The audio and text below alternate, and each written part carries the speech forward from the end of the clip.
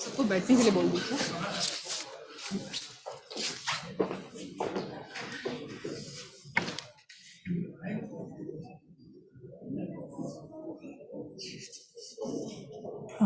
Mantri ji will be with us shortly. May I request everyone to settle down, please?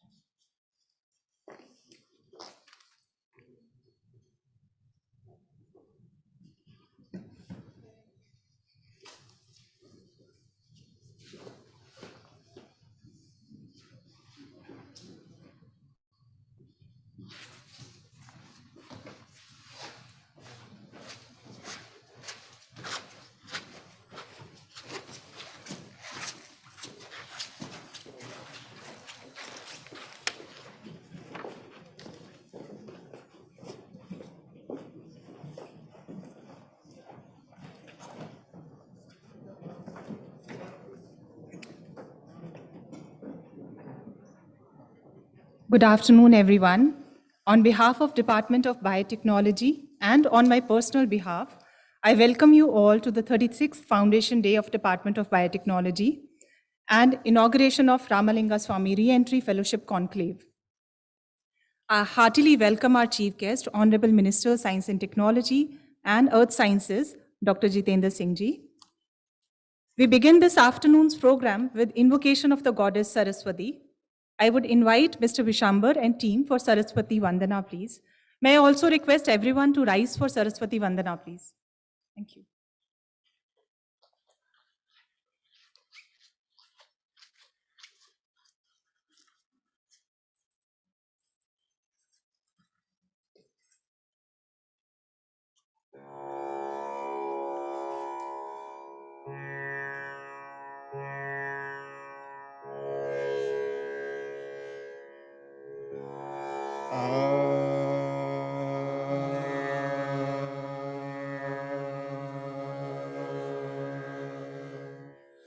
मुझको नवल उद्यान दो माँ शारदे वरदान दो मुझको नवल उद्यान दो माँ शारदे वरदान दो मेरी सफल हो साधना मेरी सफल हो साधना पूरी करो मनोकामना विद्या विनायक ज्ञान दो माँ शारदे वरदान दो मुझको नवल उद्यान दो माँ शारदे वरदान दो गुणों के बिच आ सकूं और कोई गीत सुना सकूं गुनियों के बिच आ सकूं और कोई गीत सुना सकूं, ऐसी कला का ज्ञान दो माँ शारदे वरदान दो। ऐसी कला का ज्ञान दो माँ शारदे वरदान दो। मुझको नवल उत्थान दो माँ शारदे वरदान दो। जीवन सफल हो सारथी, जीवन सफल हो सारथी, तेरी करूं नित आरती। समृद्ध सुख सम्मान दो माँ शारदे वरदान दो। समृद्ध सुख सम्मान दो माँ शारदे वरदान दो। मुझको नवल उत्थान दो माँ शारदे वरदान दो। मुझको नवल उत्थान दो माँ शारदे वरदान दो। मुझको नवल उत्थान दो माँ शारदे वरदान दो। Thank you.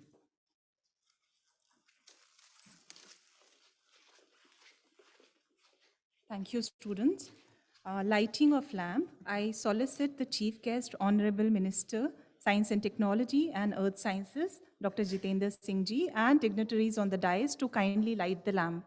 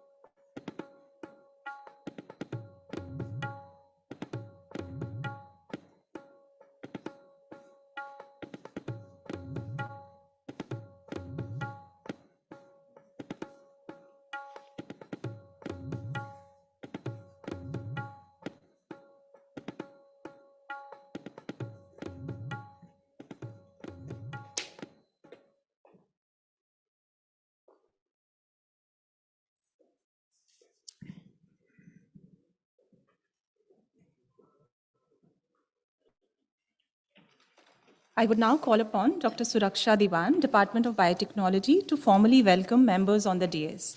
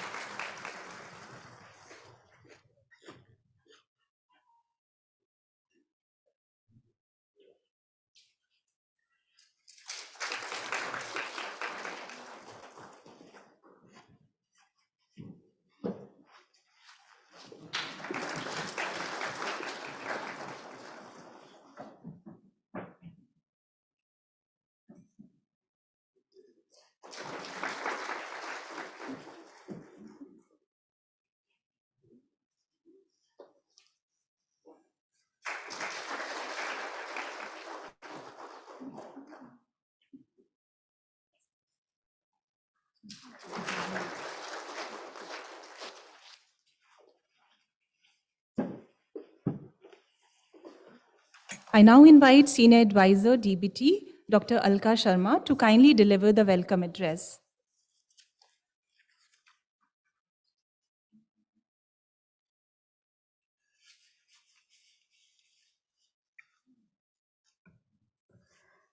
Namaskar. Good afternoon, everyone.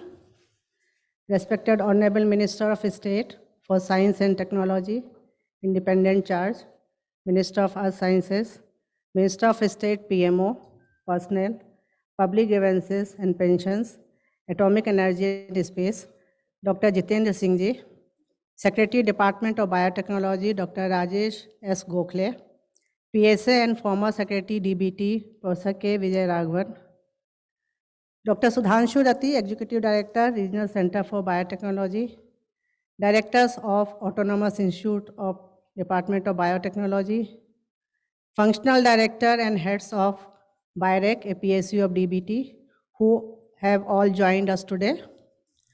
Former Senior Advisors and Advisors of DBT, Joint Secretary Mr. Sunil Kumar, DBT, the eminent speaker for the Foundation Day lecture, Padma Shri Mrs. Santosh Yadav, senior officials from other ministries and departments, scientists, clinicians, Ramalingaswami fellows, faculty and staff of RCB, and my all colleagues at DBT. On behalf of the Department of Biotechnology, it is my pleasure to welcome you all to the 36th Foundation Day of Department of Biotechnology, Ministry of Science and Technology, and also inauguration of Ramalingaswami Re-Entry Fellowship Conclave. As you all know, today DBT is celebrating its 36th Foundation Day. Just to recap, the Department of Biotechnology was established as a National Biotechnology Board in 1982, following the recommendations of the then Scientific Advisory Committee to the Cabinet, with overall aim to identify priority areas and evolve long-term perspective for biotechnology in the country. Later on, in 1986, on 26 February, it was established as a full-fledged department, that is Department of Biotechnology. During pandemic, the DBT along with this PSU BIREC has played key role in combating the COVID-19, which we will be covering through a documentary shortly. Once again, I welcome each one of you and also thank you for joining us on this special occasion. Thank you.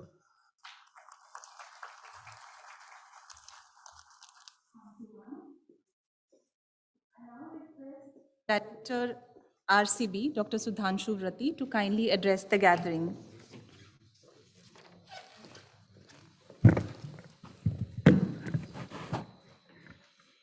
Namaskar and good afternoon, everybody. Very warm welcome to the Regional Center for Biotechnology. A very warm welcome to our Honorable Mantri Ji, Dr. Jitendra Singh Ji, and many thanks and gratitude for finding time to be with us on this event today. I would also like to thank the Principal Scientific Advisor to the Government of India, Dr. Vijay Raghavan, and the Secretary, Department of Biotechnology, Dr. Rajesh Gokhale, who also happens to be the Chairman of our Board of Governors. A very warm welcome to you, sir. My heartiest congratulations to the DBT family on its 36th Foundation Day. All of us, almost all of us, are part of this DBT's extended family over here. And I can tell you that I can take proud privilege in saying that I have been associated with this family for 35 out of 36 years. So I've been long time working with DBT, first at NII, then at THSTI, and now at RCB. So a very warm greetings to all my fellow colleagues from DBT family on its Foundation Day. Earlier today, Mantri Ji inaugurated and dedicated to the nation our incubator on campus. This incubator has brought culture of innovation and entrepreneurship to this campus. Many thanks to you, Mantri Ji, for finding time to inaugurate the incubator and also interact with our young entrepreneurs. This certainly would have encouraged them to do better and better. We will also be starting the Ramalingaswami Fellow Conclave today. The inaugural function will be held today. This is a star program of Department of Biotechnology with which RCB is partnering, and we are very proud to be partners with RCB on this program. So again, many thanks, Mantriji, for accepting the invitation to inaugurate this program. Once again, many congratulations to all my fellow DBT friends on the 36th Foundation Day of DBT, and my gratitude and thanks to Mantriji and all the invited guests that have found time to attend this event today. Thank you very much. Thank you, sir. Next, we are going to project a short film on journey of Department of Biotechnology and response to COVID.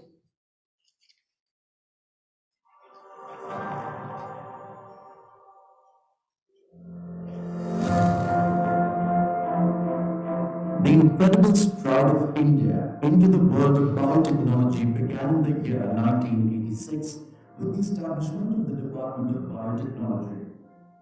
I would really recall years back when the Department of Biotechnology had just been set up. Not much was known. Only common asked you what it was all about, and sometimes we had to make an extra effort actually to explain what the mandated agenda of this department was.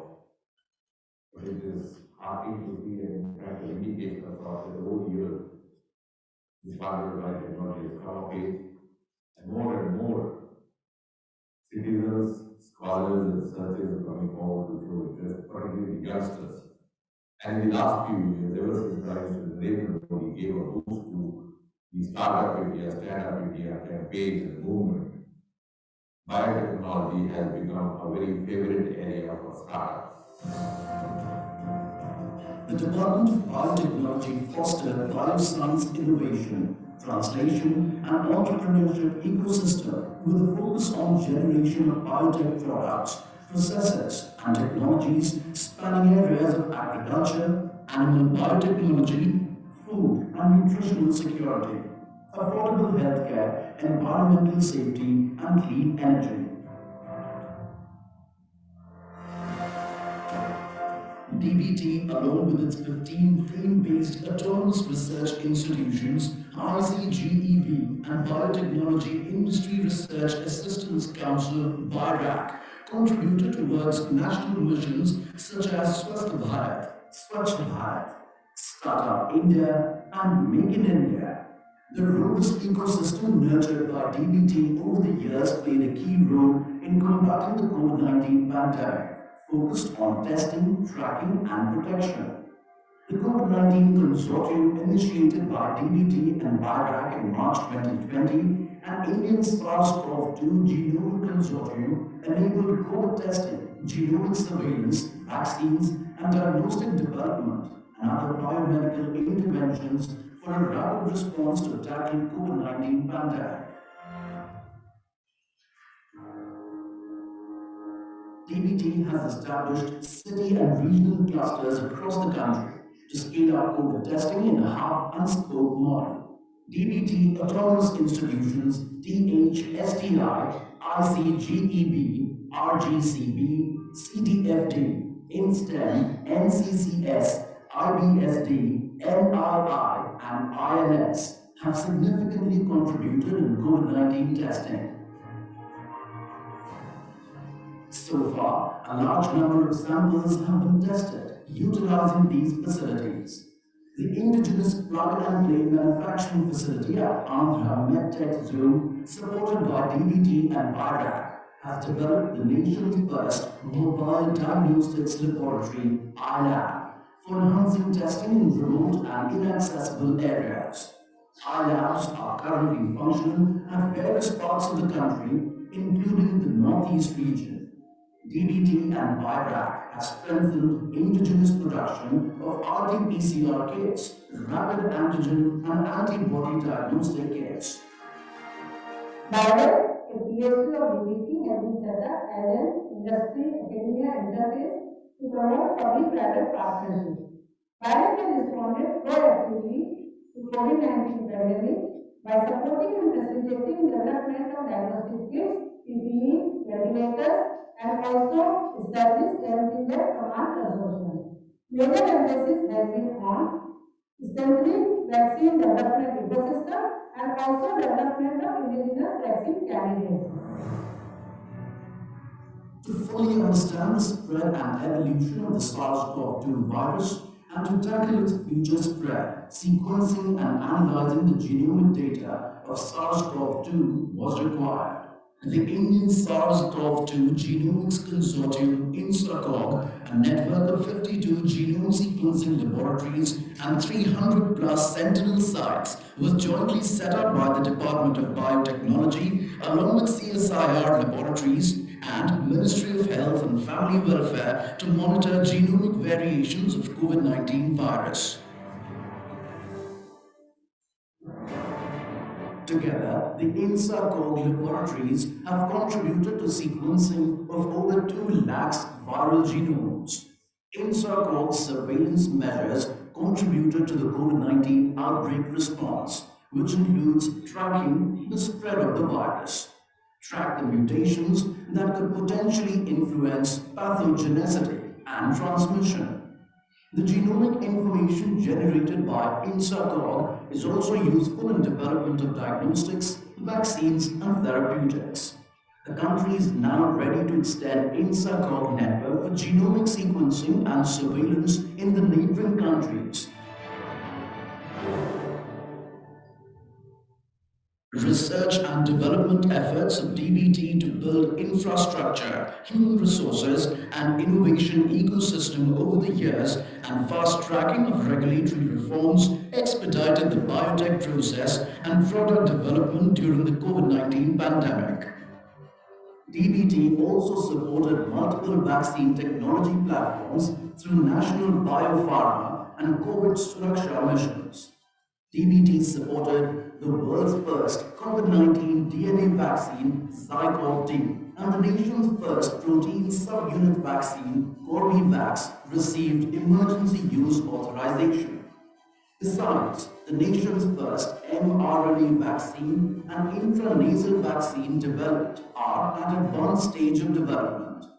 DBT also strengthened the vaccine development ecosystem by providing institutional support for rapid ramp-up of animal challenge facilities, immunoassay laboratories, and clinical trial sites, which are instrumental in demonstrating vaccine safety and efficacy.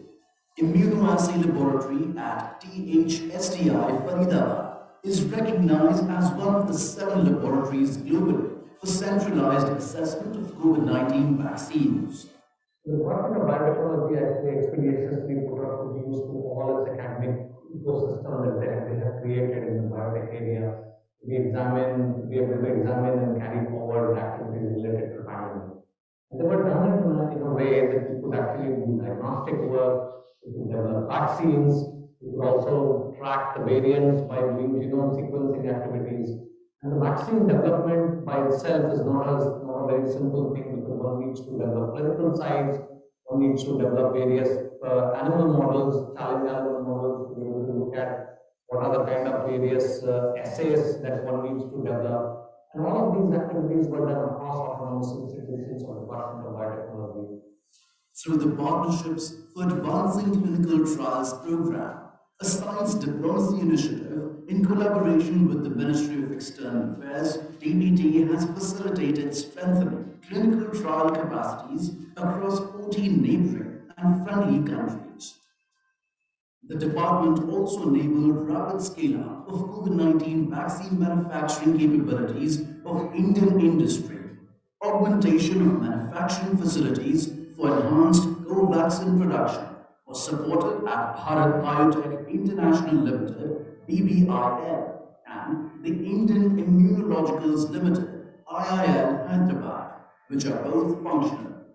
It gives me immense pleasure to congratulate and compliment the Department of Biotechnology, its secretary, and the entire team, the scientific fraternity, on the occasion of their foundation day.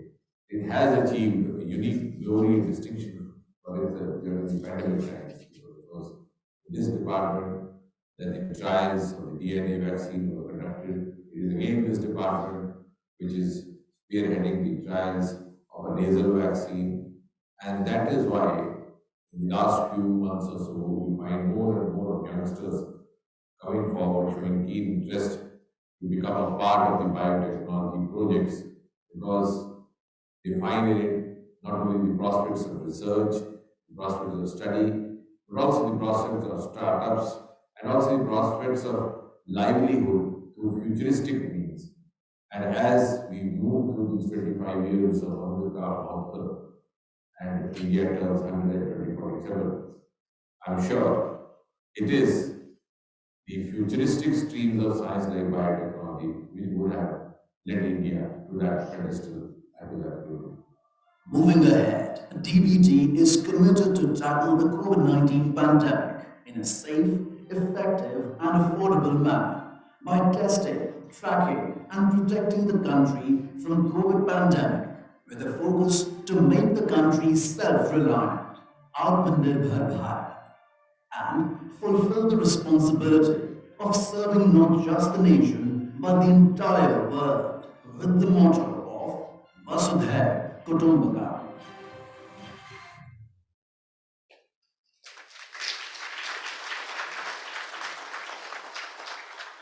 Now, I would humbly solicit Honorable Minister, Science and Technology and Earth Sciences, Dr. Jitendra Singh ji, to release new guidelines for ease of doing science towards less government, more governance. These guidelines encompass reforms to facilitate ease of doing science and reduction in compliance burden, thus facilitating research.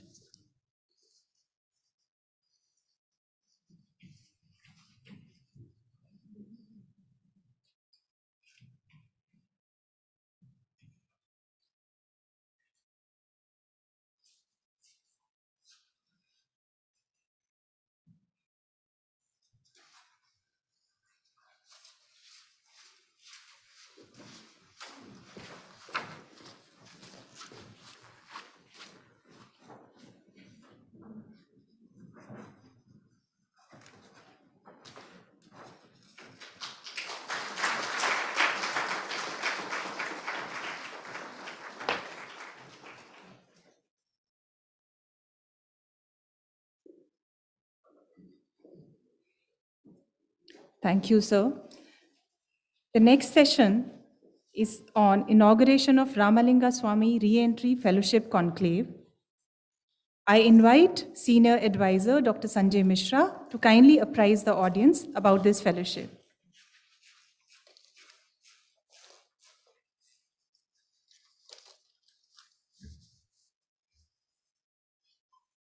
Honorable Minister of State of Science and Technology with independent charge, Dr. Jitendra Singh ji, Principal Scientific Advisor to Government of India, Dr. K. Vijayaraghavan ji, Secretary, Department of Biotechnology, Dr. Rajesh Gokhale ji, Director of Regional Center of Biotechnology, Dr. Sudhanshu Vrati ji, Padma Shri, Shrimati Santosh Yadav ji. बहुत खुशी हुई आप. Then Senior Advisor Dr. Alka Sharma ji, distinguished scientists, former advisors who have come all the way, my fellow colleagues, Joint Secretary of DST and DBT, Sunil Kumar ji,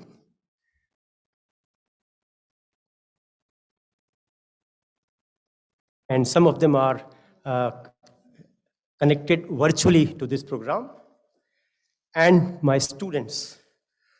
A very, very warm good afternoon. We are going to evening. Good evening to every one of you. And thanks to everyone for coming to this program. And once again, on behalf of the Department of Biotechnology, on behalf of the Ramalingaswami program, I welcome each one of you who have taken the time to attend this program. And also, once again, I wish and welcome all of you for the another special occasion for us, which is the 36th Foundation Day of the Department of Biotechnology. I would like to give you a very brief, very brief, crisp view about this Ramalingaswami program, for which we are having a conclave, the inauguration of the conclave today. Now, as you are aware that the department has various schemes to improve and to, to increase the quality human resources in the area of biotechnology in the country. And the Ramalingaswami Fellowship is one of the such schemes which gives an opportunity to Indian scientists working overseas in various fields of biotechnology and life sciences, but wish to come back and contribute to the development of science and technology in India.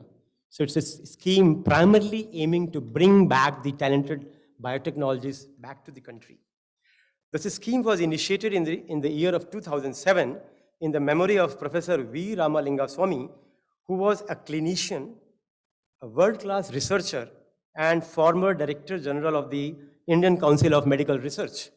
His immense contribution to the National Disease Control Program was remarkable and unforgettable. Through this scheme, we all remember his immense contribution in the nation building. Now, this scheme provides an opportunity to all the selected fellows to take up the scientific research position in India at an institution of their choice, at a city of their choice. The fellowship is provided for a maximum period of 5 years, and the fellows are also eligible to apply for extramural grant from other science and technology agencies. In the initial 4 years, we were selecting about 10 fellows per year, which has now been increased to 75 fellowships per year in the year 2018. The scheme has become very popular among the biotechnologists working abroad. Until now, around 550 plus fellows have benefited from this scheme, including what we are supporting in the current financial year also. And about 300 fellows have informed that they are being absorbed into the scientific systems and institutions in India. The support has been provided to the fellows to carrying out the research in various areas of biotechnology. There are a number of areas and number of institutions. It is very important to bring them together for the networking, for their own professional benefit. And therefore, a conclave is organized every year. We have now organized a 4-day conclave, which is starting from today. Some fellows are present here and some have joined virtually because of the COVID restrictions. Detailed information about the fellows and the area of research interest and their project, their affiliation has been compiled in a directory form. And the idea to develop the directory was to benefit not only fellows, but also to the institution and the scientific community in general. And more important, I would like to highlight here that very often the private sector R&D companies like pharma and biotech, they want to have recruitment of the biotechnology scientists. So this directory will be very useful and very handy for them also. Finally, I would like to state one of my personal association with this scheme. 2010 and 11, I was teaching in Australia and I was looking to come back. I myself is a beneficiary of this scheme. So I applied for Ramalingaswami and I came back. Although I got several other options.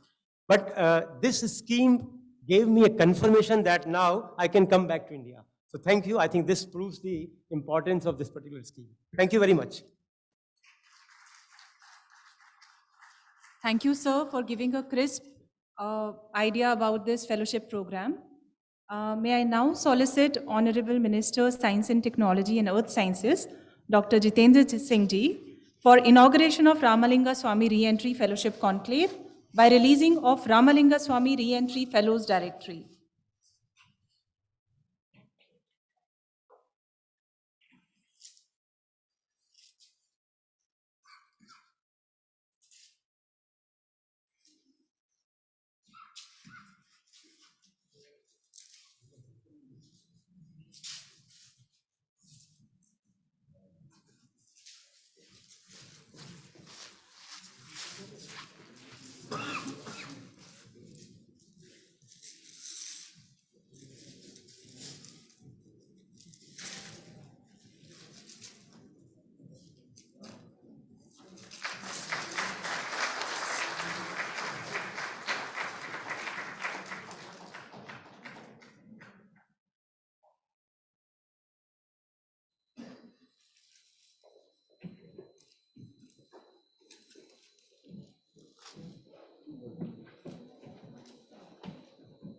Thank you, sir.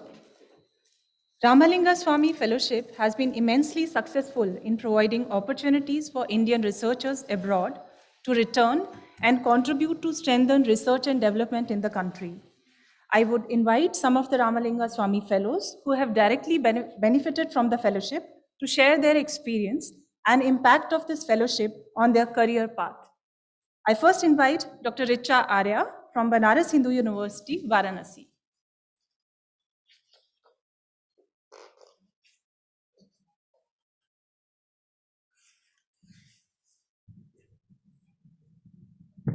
आप सभी को बहुत बहुत नमस्कार और DBT का अभिवादन कि मुझे इस फाउंडेशन डे पर इनवाइट किया अपने व्यूज़ शेयर करने के लिए।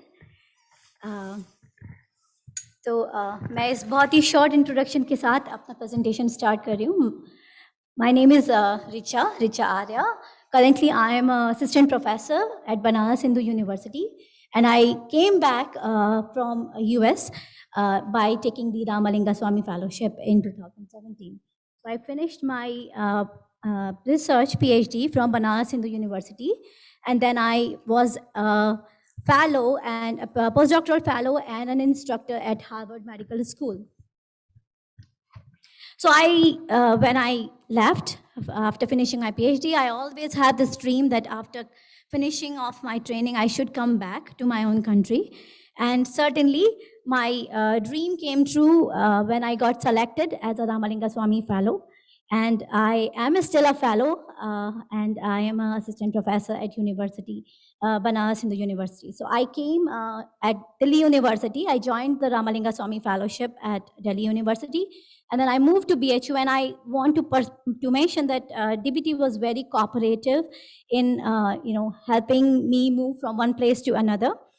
And currently, it's a very brief, just to say what I'm doing. I'm currently working on the stem cell fate regulation using Drosophila melanogaster, which is a fruit fly, as a model. So certainly, I'm here to advocate the benefits and advantages of the fellowship, why someone should go for it. And I would say that it is indeed a great opportunity, certainly challenging because you don't have a sort of permanent position, but yes, it is great because you come back and you can network, you can, I network a lot, and I got chance to be interviewed different places. And I generated some preliminary data using the funding, Ramalingaswamy funding, and that funding helped me actually get the DST Early Career Award. And I think altogether, all these things helped me get an academic position at the University of Eminence, which is Banaras Hindu University. And certainly, I would like to end my presentation by saying that every great scheme always have a scope of improvement, and so is true for Ramalinga scope. And I personally feel that the implementation of the fellowship can certainly be streamlined by establishing a little bit more communication among different bodies, and also enhancing effective communication between funding, policymakers, and fellows and faculty. And again, I want to thank DBT and all of you for giving me this time and opportunity. Thank you for listening to me.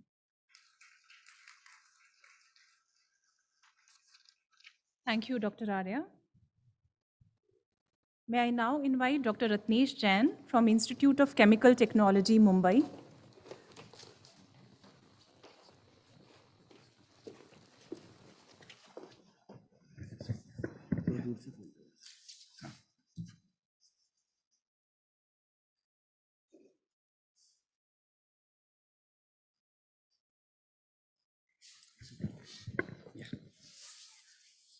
Good evening, everyone.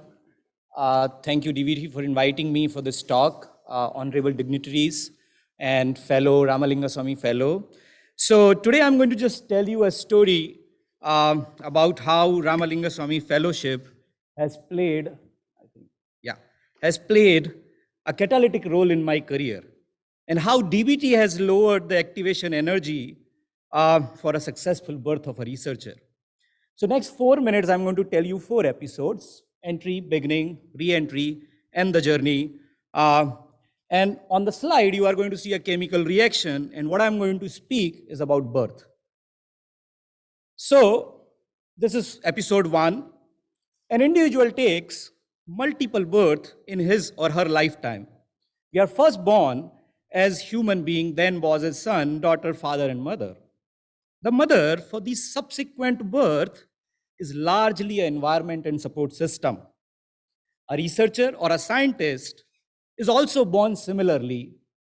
And unlike 9 months of incubation on mother's womb, a researcher takes much longer incubation and support to become the scientist. DBT and its ecosystem is nothing less than a mother for a life science researcher in India. As we are talking about birth, I'm also born like many fellow Indian citizens in the village of Madhya Pradesh, which is very difficult to find out even on the map today. Now go to the second step, episode 2. There is a saying in Hindi that "Poot ke pav palle mein dikhte hain."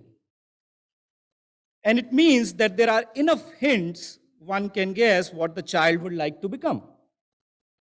However, a child can only become an adult with those pav with nurturing, mentoring, and support. Back in 2007, DBT started an ambitious young entrepreneurship program called DBT Yes, now called it DBT Best, and which is much before the inception of BIREC as well.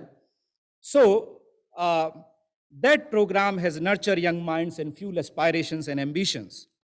I was fortunate to have received guidance of Dr. Gupta, who is in audience, and Dr. Natesh that time. Episode 3, that's re-entry Ramalingaswami Fellowship. The last mile of incubation before birth is very painful for mother and the child. It is a fear of losing womb, which is extremely proactive, comfortable, and the challenge of outside world. Mother is equally afraid, how am I going to handle this child? Believe me, I have seen Dr. Meenakshi's Munsi face in many of Ramalingaswami Conclave, when she has said that how am I going to handle so many fellows? So Ramalingaswami Fellowship actually was a great scheme, and it's a great scheme. A child realized, but eventually, that in mother arms, the feed and the love, like take care of uncomfortable life. And as 3D movie says, all is well. So Ramalingaswami Fellowship has given arms, the feed to set up lab, experiments, students, and more importantly, that love, which allow us to grow as a researcher. Journey, the vision. So do you know one of the most stressing situations, this is the last episode, of parent and individual is, what do the parent ask when they become adult and getting job? Settle kab ho jaoge? Shadi kab karoge? Bacche kab honge? All these questions. And our dreams may be different than what parents want. Academy has a similar complex problem. Job kab lagegi? Permanent job for Ramalingaswamy Fellow. How many publication? How many teaching hours? You know, are you going towards translational research? Are you doing entrepreneurship? All these questions are equally important here. So I have been given opportunities in all these fields post Ramalingaswamy Fellowship. DBT and BIREC have allowed to foster all these dreams. And I'm working in research, entrepreneurship, industry interaction, and skill development. And all these when DBT started nurturing me from 2007. So the journey ends here? No, the journey doesn't end here. It's just a beginning. And I wish to born as a father now, a senior researcher who can mentor, extend, support, and nurture the ecosystem. I have a vision to create Mumbai Biocluster and a specialized center in Mumbai where entrepreneurs will be born to innovate personalized therapies, antibodies, vaccines, laboratory consumable, enzymes to make our country Atmanirbhar, which is the vision of our Honorable Prime Minister. Thank you once again, DBT team and Ramalingaswamy team for all the support. Thank you very much. Thank you, Dr. Jain, for such an interesting take on your Ramalingaswamy journey. Now, I invite Dr. Shilpi Sharma from University of Pune, Maharashtra.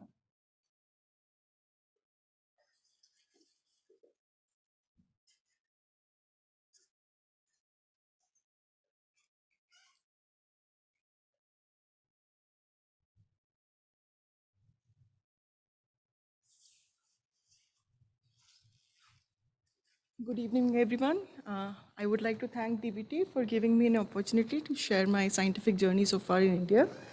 So like everybody else said, Ramalingaswami Fellowship has been a major milestone in my career. Back in 2012, do you mind if I use this? I did something. Sorry. Okay.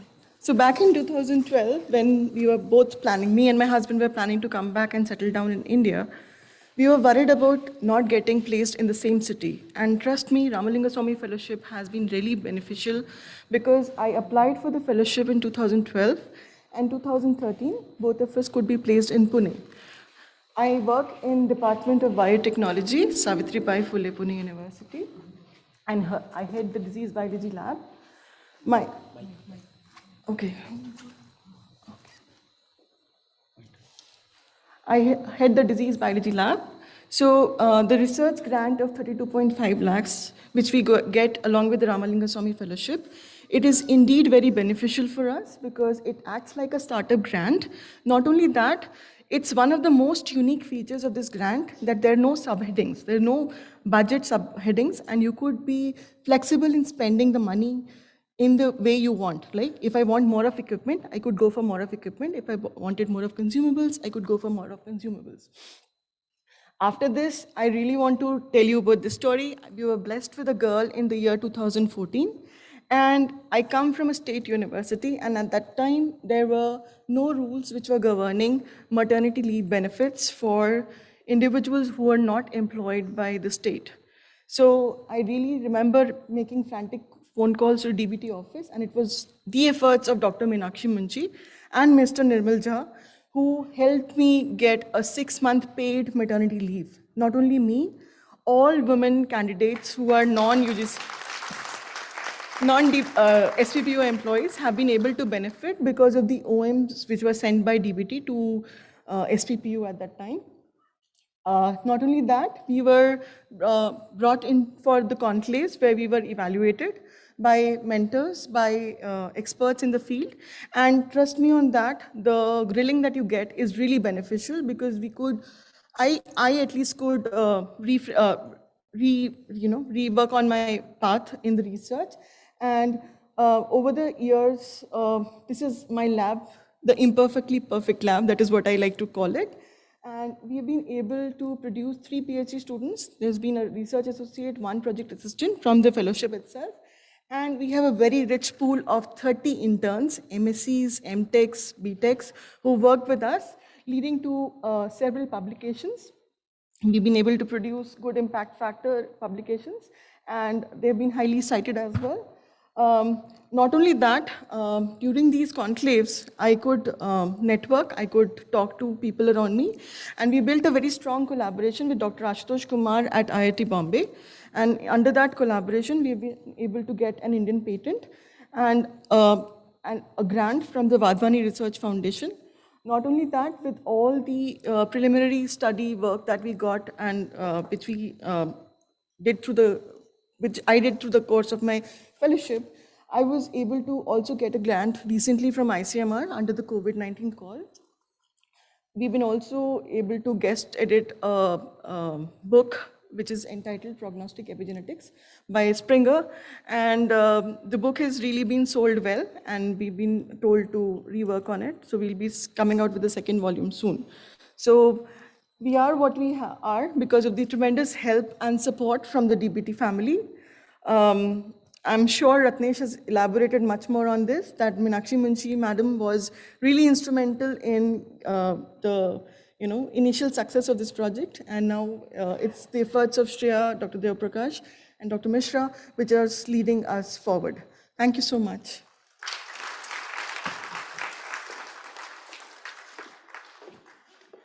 Thank you, Dr. Sharma, for an inspiring pitch talk. I now call Dr. Amit Awasthi, Professor, Translational Health Science and Technology Institute, Faridabad.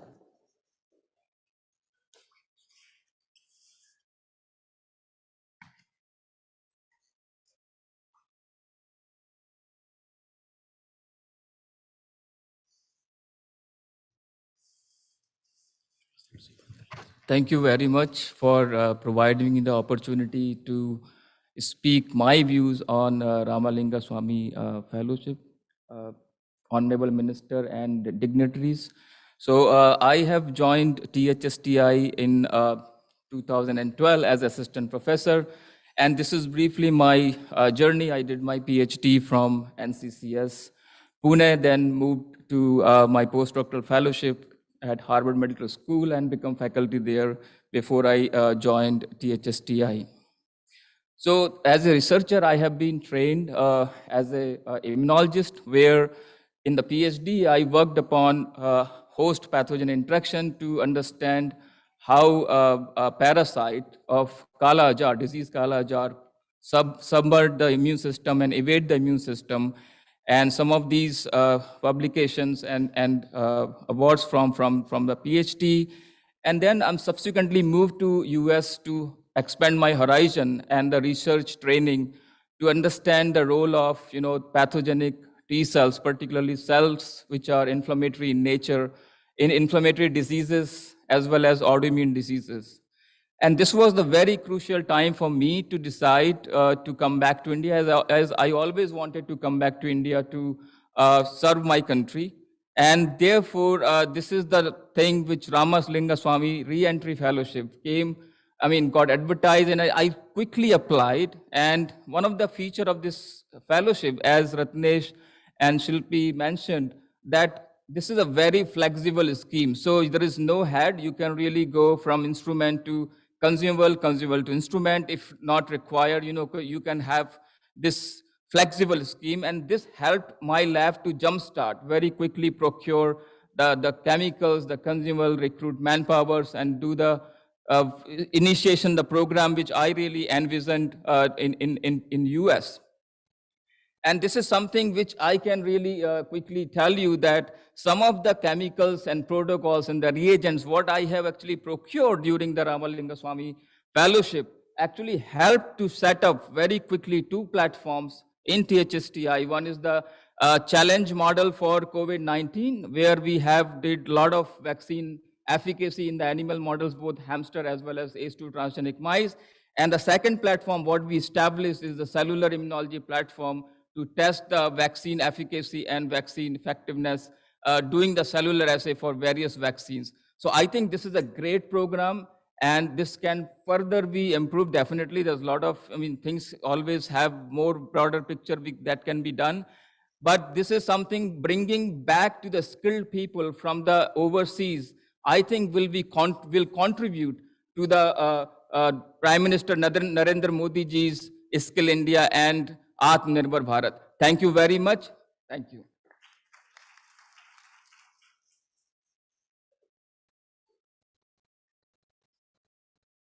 Thank you, Dr. Awasthi, for sharing your views. I now call Dr. Naresh Chandra Bal from Kalinga Institute of Industrial Technology, Bhubaneswar.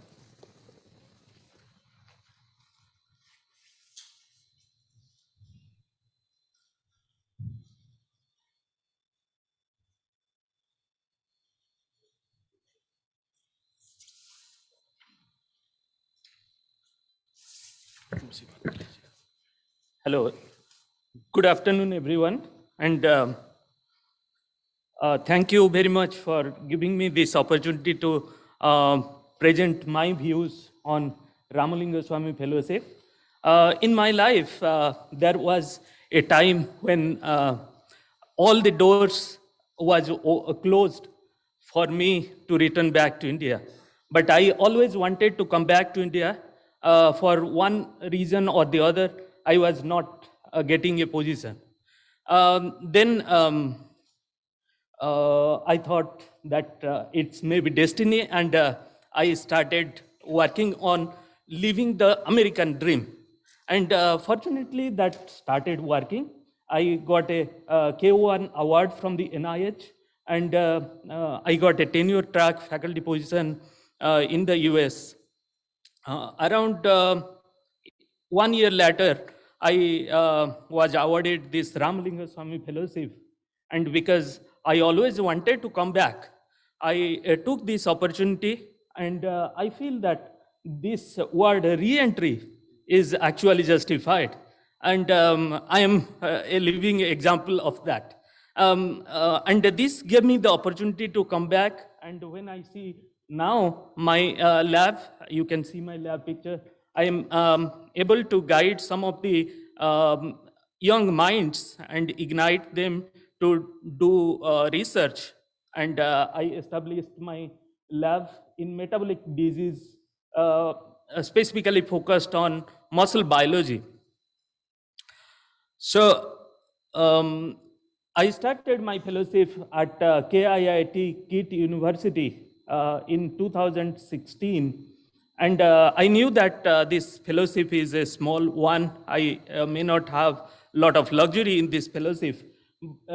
So in the first year itself, I started working on procuring more funding for my research laboratory. And I applied several grants. But fortunately, this Early Career Research Award from ACRB worked out. And with these two fellowships, I could establish my own lab and prepare some preliminary data. And in the year 2019, I could get a grant from the DBT.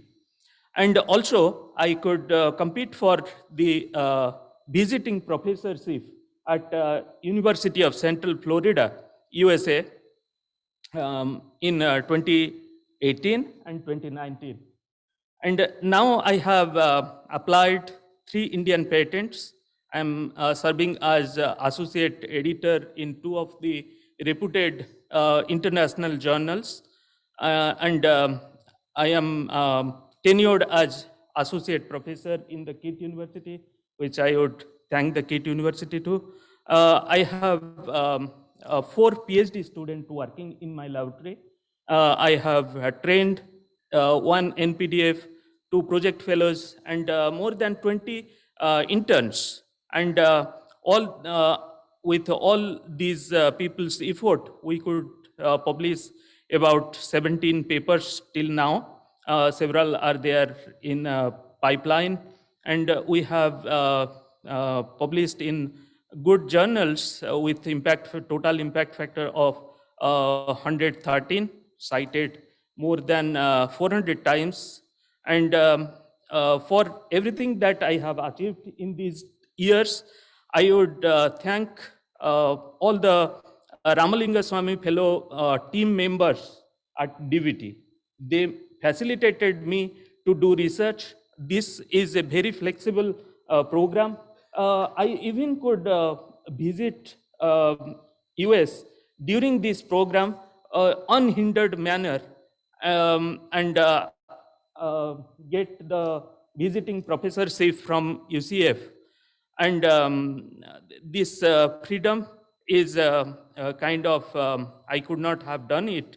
And for this, I would thank the DBT team, especially Madam Meenakshi Munshi, Mr. Nirmal Jain, and Dr. Chaturvedi, who have helped me a lot throughout this process.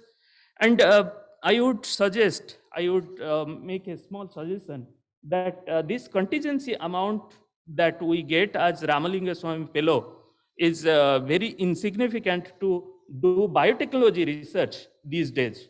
So if this could be enhanced significantly, definitely the Ramalingaswami Fellows, the good thing is that it is flexible, but it's very insignificant. And when I compare my NIH grant, K1, which was more or less similar to Ramalingaswami Fellow, it was also for 5 years. And we used to have a contingency grant of about 25,000 to 29,000 US dollars. So this can be enhanced. That would be good. I thank Ramalingaswamy for giving me this opportunity, as well as do my family commitment. As Indians, we have always family commitment. With this fellowship, we can balance both science and family commitment, which is good. Thank you.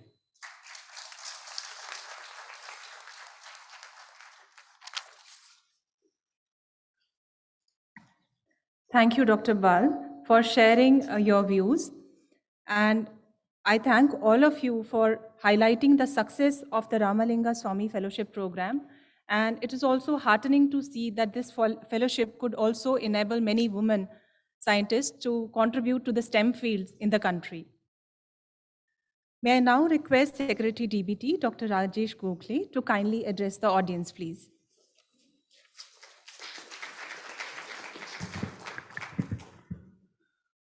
Honorable Minister of State of Science and Technology and Earth Sciences, Independent Charge Dr. Jitendra Singh ji, Principal Scientific Advisor and Formal Secretary, Department of Biotechnology, Professor Vijay Raghavan, RCB Director, Professor Sudhanshu Vrati, my senior colleagues, Dr. Alka Sharma and Dr. Sanjay Mishra from Department of Biotechnology, directors of various autonomous organized institutions, Ramalingaswami Fellows, several DBT past and friends and other colleagues who are part of larger Department of Biotechnology success over a period of time. And last but not the least, our invited guest, Mrs. Santosh Yadav ji. Let me first of all congratulate all of you on this 36th Foundation Day of Department of Biotechnology. I think the role of Department of Biotechnology has been really to inculcate and develop a biotechnology research ecosystem, innovation ecosystem in the country, which it has so fabulously done over the years, as you have recently heard, actually. It has created a strong ecosystem and it has created a research innovation environment that has an absolute quantitative terms one can define how it has changed the dynamics of how this country has moved from the, in terms of its biotechnology prowess, what it has done from a period of time. I think what is also remarkable to understand is the future. I always look at, I mean, the past has been glorious, the future has to be even more better and far better actually. And clearly, as you would see, Ramalingaswami Fellows, are the bright future going ahead. I mean, they are the one who is going to carry the burden of taking biotechnology further ahead. And I congratulate each one of them who are here and who are on the online. So thank you very much for joining this, and thank you very much for all the wonderful things that you're going to do in future, actually, as you think biotechnology would do this work. I won't touch the biotechnology's prowess work that we have done over the years, or really, it's all documented and it's all several years have been talked about. It's really people who have been cultured and who have been grown around are the real strength of this. Of course, you would have seen how in the movie that we just showed that how COVID pandemic, the critical role of Department of Biotechnology was actually played out in all the aspects of diagnostic, detection, vaccines, genome tracking, in variety of ways that one can do that. In all of these, so one of the very important role played by is the leadership at the helm of our Department of Biotechnology. I must say, Dr. Jitendra Singh has been extremely important to this. I must say I'm honored and it's my privilege to work with him. He's not only actually very, very particular about the things that the way you do, but he's also very, very knowledgeable with his historical perspective, makes all this very easy. So from a Department of Biotechnology perspective, I think we should all give him a good hand for being, and thanking all of us for this wonderful opportunity they have. I think it's very important for me to understand all the people who have put this department together, actually. I mean, Professor Vijay Raghavan is here and several of other advisors and senior advisors who are there. But it's also the younger people who contribute to success of this glory that we all go into what I call reflected glory of each other's presence. And this kind of enhances the value of each other. And I think the key for the department moving ahead is to really get this reflected glory into a conglomeration of activities that together functions into a department that actually make us feel glorious in future to go. As Amrit Kal, we look at next 25 years of period that we are talking about actually, I'm sure each one of you would believe that it's the bioeconomy that's going to play a major role in defining the nation's path, how it progresses actually. And what that means is the Department of Biotechnology will be at the helm of all the activities that we look at, either it's going to do with health or to do with agriculture or to do with climate change or to do with animal health. And all of these together are going to have a tremendous amount of impact to look at actually. And so clearly, it tells us that it puts us more pressure or an opportunity, whichever way you look at, to in fact deliver. And in fact, what we're going to do is try and come together in a form that we actually will make it more feasible, more agreeable, and much more rapid in terms of decision making. As you can see, one of the aspects that we actually released today is the flexibility schemes that Ramalingaswami Fellows talking about actually. In fact, we've built some guidelines that are more flexible than what it was in the past actually, which Honorable Mantriji just released now actually. And this is going to be a very, very, it's not, you can say it's not game changer, but it's certainly towards directions to make it easy for everybody to work and make everybody to get better and better and be able to come together and carry out these activities. I need to thank a couple of people. This is a short journey for me over here, and I need to thank people in DBT presently who have really helped me out to, put these pieces together. Really two younger people, Vashni and Kamakshi, was mentored by Shailaja, in fact, put together these documents over a period of time, and we've been able to re-put together actually this whole process together. And you would all realize that it's wonderful to see younger people enthusiasm and their energy to bring back put in more enthusiasm and put in all the more time to be able to make what they will see in future, the impact of it actually. And that's why the younger people's engagement becomes very, very critical, because the impact of this will be seen in their own periods of time. And I think that makes it very, very important to look at. Finally, I would like to just, say one another point that I think always is very, very critical in what I have thought about actually. And I like this Sanskrit shlok, which sometimes I talk about actually, which is a very, very good version of what you say. It's like, it says, Udyamena hi siddhante karani na manorathe. Na suptasya sivvasya pravishante mukhe mriga. It's only the efforts that you put in is really going to make the difference actually. And at this stage, the government and you can see the future entails that this is the opportunity for biotechnology department to change the course of the country. And if you are at the cusp of that, I don't think any one of us can feel that we are actually should be lagging behind. And I really think that all of us should really pull ourselves together and make this country proud for all of us that we are here for. So again, thank you very much all. I hope all of you will contribute to this nation building and Atmanirbhar Bharat programs of this government of India. And Azadi Ka Amrit Mahotsav that we're celebrating now, the 100 years would be absolutely stunningly with glorious actually. Finally, one very important word for Mrs. Yadav. Thank you very much for coming from all the way from Haridwar. This is really grateful to you. We just thought in DBT that we should engage with other peoples outside Department of Biotechnology because they become our ambassadors to talk outside actually. We can all keep talking about ourselves. And I'm sure with her strength that you will hear about and her character and charisma, she will take glory of DBT more further and carry out activities. Again, I thank you, all of you who have been part of this journey, and I'm sure you will enjoy the next 25 years of the journey along with me. Thank you very much.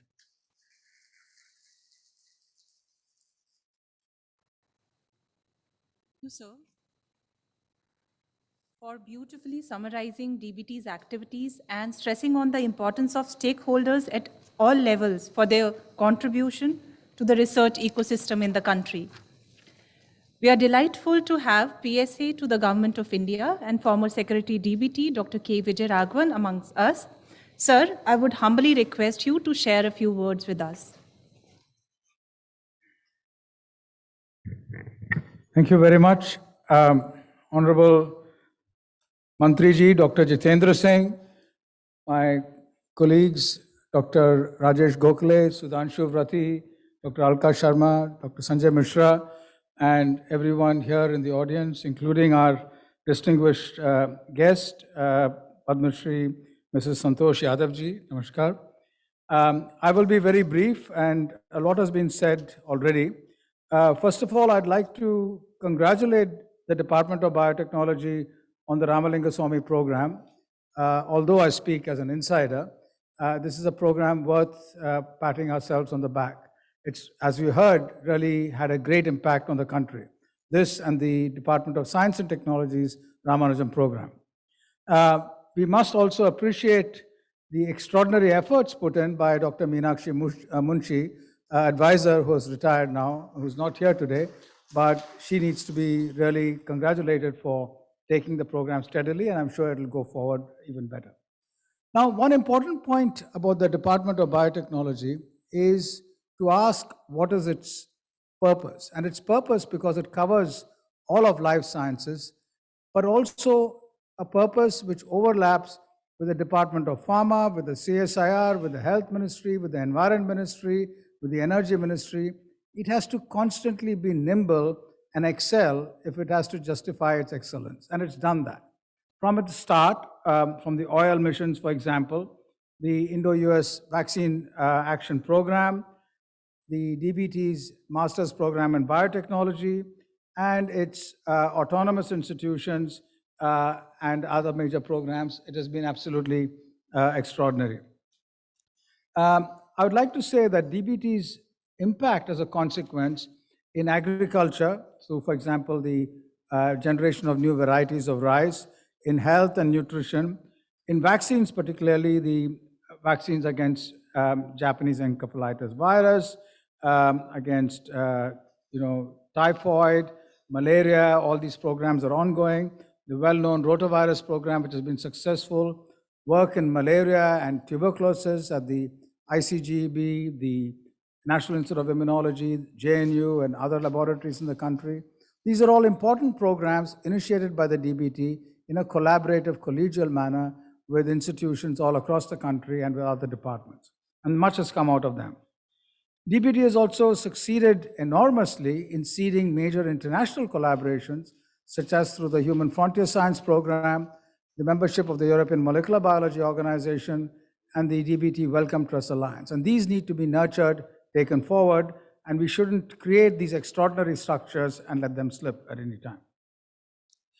DBT's ramping up of industry collaborations through BIRAC is absolutely fantastic. But we must remember that this change came about in a relatively barren landscape. So going from relatively nothing to something significant is a great achievement, but it's relatively easier compared to going now from into the future, where biology becomes integrated with computer science, data sciences, sensors, and so on and so forth. So BIRAC has a great challenge going forward right now. During the COVID pandemic, you've heard about what DBT has done, extraordinarily collaborative, but those were times when emergency approaches to solutions made us do these things with great nimbleness. That same nimbleness, with the ease of doing science, which is now released today, is what we need to see going forward. And therefore, we must realize that even as the pandemic wanes, there are things we must do with equal nimbleness and a lot of coordination as we're doing now. So looking ahead, the key issues are about synergy and being daring and working together with all other science departments and with ministries. And that's exactly what Dr. Jitendra Singh ji has initiated, both having meetings regularly with all the science secretaries so that there is a coordination, and in a manner similar to the Gati Shakti, Vigyan Shakti directions have been put together so that we all know what other departments are doing and take that forward, and also collaborate with various ministries so that their demands for facilitating their goals through science are met. So I'd like to stop here and thank you once again, and congratulations to the Department of Biotechnology on a great 36 years and another great 36 years ahead. Thank you.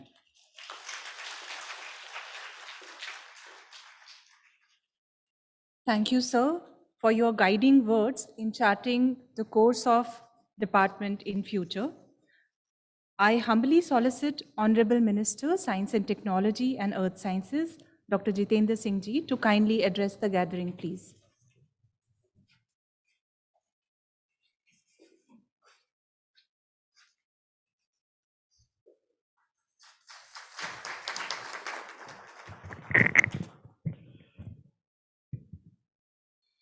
Seated on the dais,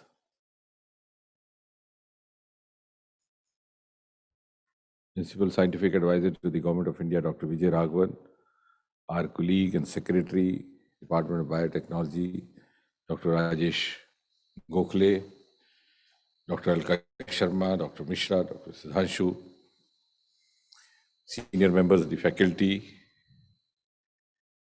students, ladies and gentlemen. At the outset, it's my pleasant obligation to congratulate you on the Foundation Day of the Department of Biotechnology. And also, I'm pleased to inaugurate this Ramalingaswami Re-Entry Fellowship. It's been quite a learning experience over the last 45 minutes or so, listening to different speakers from their personal experience, beginning from Dr. Mishra, who came here for Ramalingaswami Fellowship. And I think the Department of Biotechnology very wisely gave him the task of handling the same. And then I was also keenly listening to the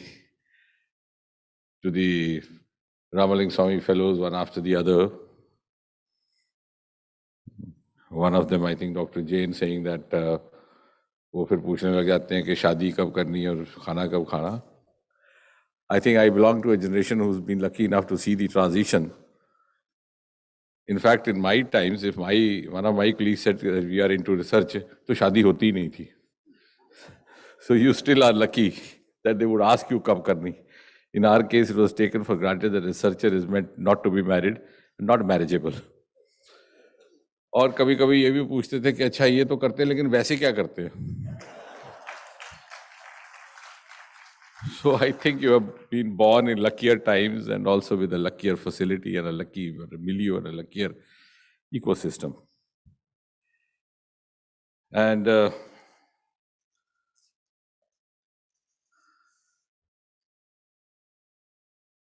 yes, one common streak among all these fellow persons who were speaking was that they were full of praise for the department. So I don't know whether to compliment Dr. Rajesh Gokhale for good tutoring as that has been done or to compliment them for their spontaneity. But what I am saying is that all of us are students of science. I wish they had also given us some suggestions about how better to be from here and what pitfalls they notice over the course of their experience, because all of them have gone through that and now they are also part of the larger biotechnology family. So we could actually improve on, of course, all of us know we are very good. So that goes without saying. So next time when you make your presentation, you say, it's assumed that you are very good. And thereafter I say that this is not good. And we won't mind, because that's actually what we are looking for from your experiences.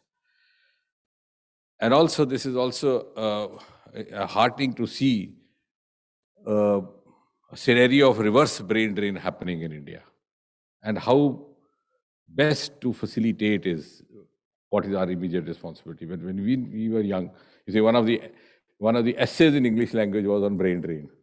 It becomes such a huge phenomenon, such a huge problem and an issue before India. It's no longer talked about because this has got reversed. But how best to sustain this reversal? And I think this reversal has been promoted and facilitated to a large extent because we have someone like Shri Narendra Modi as the Prime Minister, who's been himself very keen, his personal outreach wherever he goes, he's been very encouraging, and he's being ready to walk extra mile to encourage the scientific pursuits and scientific fraternity. And therefore, we have a government which gives high priority to these kind of projects and these kind of ventures. Now, Dr. Raghavan very appropriately said, what is biotechnology? Actually, I think he himself personifies the definition. Because still a few years ago, because it's a 36-year-old department, in fact, my exposure to the Department of Biotechnology happened about 26 or 25 years ago. And since I was already working in a medical school, I took leave for a few months to work in the department, just to familiarize myself with what was happening there, because it's all new to India. And the department was just about hardly a decade old.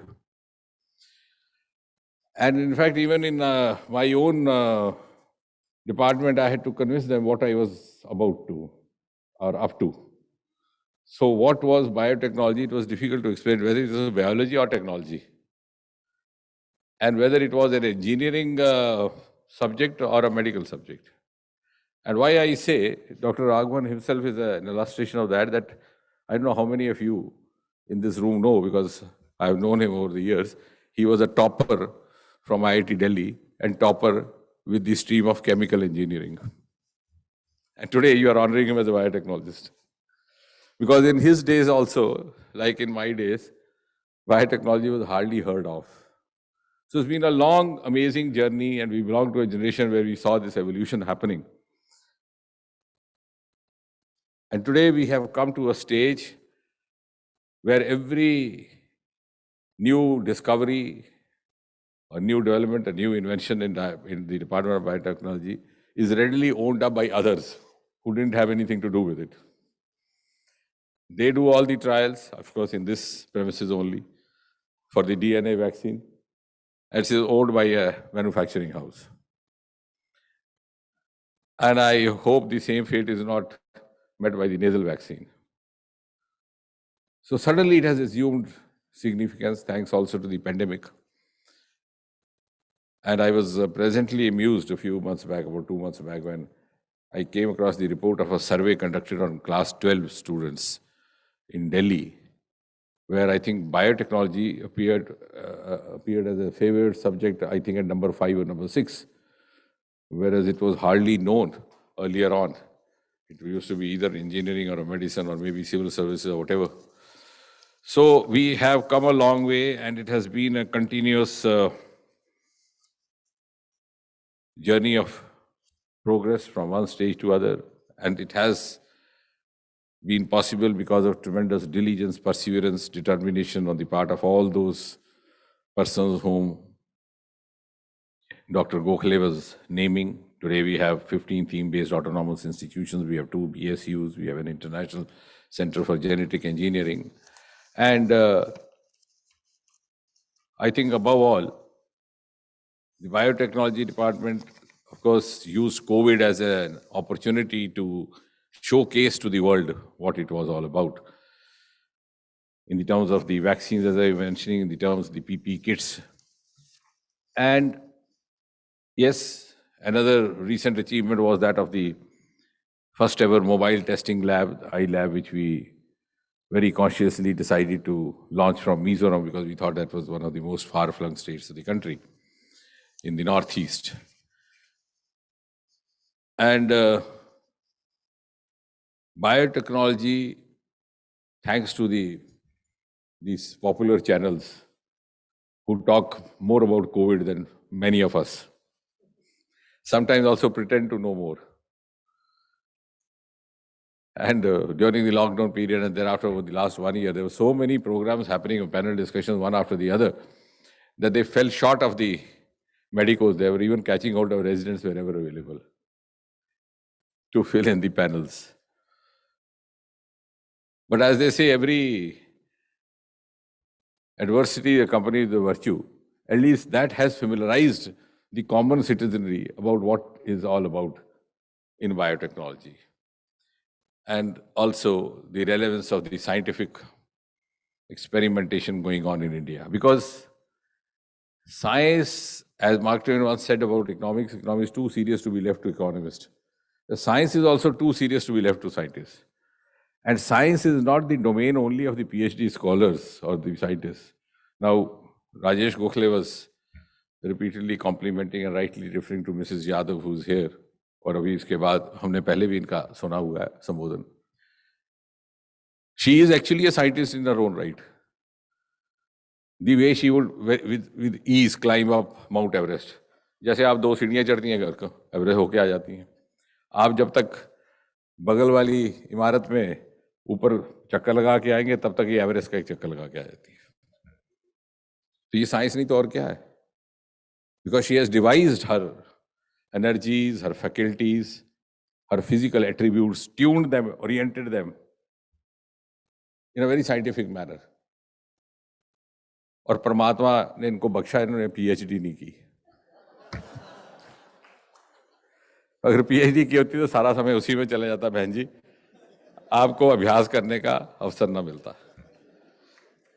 So basically, it is temperament and the pursuit and your focus then, generates that scientific instinct inside you.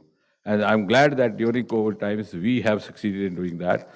Now, as far as the Ramalingaswami fellows are concerned, I recently made a suggestion to the Secretary Biotechnology also and Secretary DST also. We have this age relaxation of 5 years after 35. So I said this doesn't appear to be very logical because many of them may not be, there may be some, for example, somebody comes back to India at the age of 30 or 40, then where does the relaxation happen? So it should be 5 years regardless of the age to take up a government job if at all he or she wishes to take. I think when this was designed, must have kept in mind that most of the government jobs, the upper age limit is 35. So they gave a relaxation of 5 years, like a good bureaucrat does. Ek line likh di. But it doesn't applicably happen when you see in practical terms. So very few of them would come back to India. In fact, many of them are not coming back because they have other problems, not the scientific problems. I had IIT pass outs of the early 1980s who actually wanted to come back to India. Then I arranged a project also for them, I think in space, and I said, you give it a trial. If your heart gets back to India, then you... So they were actually ready, but the problem was that their children were not allowing them to go. So that gentleman who was also known to me for many years, he said, my children don't even like to come to India for a vacation. So how would they like to come back to settle here? So the problem actually goes on increasing when the years pass down. So earlier the better. You try to motivate them. I think we should also think of, generating awareness among the diaspora abroad. And we have a number of projects actually, even in biotechnology, like that. In this institute, we have for Alzheimer's, we have the other one, genomic selection, started in Varanasi recently, which should interest many of those who've gone abroad and who may not find such facility over here. Because we have a huge resource of research subjects. Even in the pre-independence era, many of the leading, at least in the stream that I work in medical sciences, came from abroad to India because they didn't have the tropical problems over there for the research in tuberculosis. In fact, somebody was talking about Kala-Azar here. Yeah. So if you go to Madras, the General Hospital Madras, if you go to the pathology lab, you find a slab there, Donovan's lab. So Donovan actually came all the way to India because they didn't have these research subjects over there. So we have such a huge variety of diseases here. Good for a researcher, bad for the patient. यहाँ सारी बीमारी मिल जाती है, हर किस्म की biology भी मिल जाती है. So there are resources available for research which are not available abroad. In fact, tuberculosis also came to be known over there only after the AIDS came in. And till about 20 years ago, I don't know whether that practice still exists, Pramod will tell us. We used to have youngsters from UK as interns in AIIMS. It will be very fascinating to see these fair young girls, boys moving around in the campus of AIIMS. They would be so visible from abroad because everybody knew that they had come for a 3 months training, internship in tropical diseases in the medicine wards, to see leprosy, to see tuberculosis, to see all these malarias, cholera, all these things, which of course have now declined even here. So I think we could actually encourage this phenomena if we make a little more effort. And also that with the kind of push that Prime Minister has given to the startup movement in the country, biotechnology is one area which has a lot of startup avenues to offer, both in the dairy sector, which is not fully explored. And I think what is required is more of awareness and more of integration, as Dr. Raghavan was just now mentioning, which we already started in. We are actually trying to integrate further. And it's not only integration within, it's not only intra-integration, it's also inter-integration. So we have to have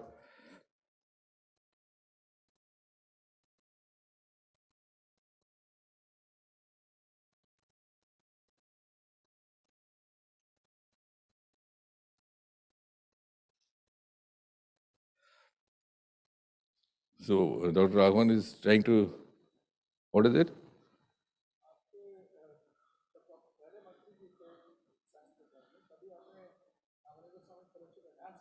हाँ तो तभी आपने जल्दी निकाल दिया यहाँ से because somebody must have complained that I put a extra burden on the on the exchequer, because being from the same fraternity, you made the best use of my 3 months term over here.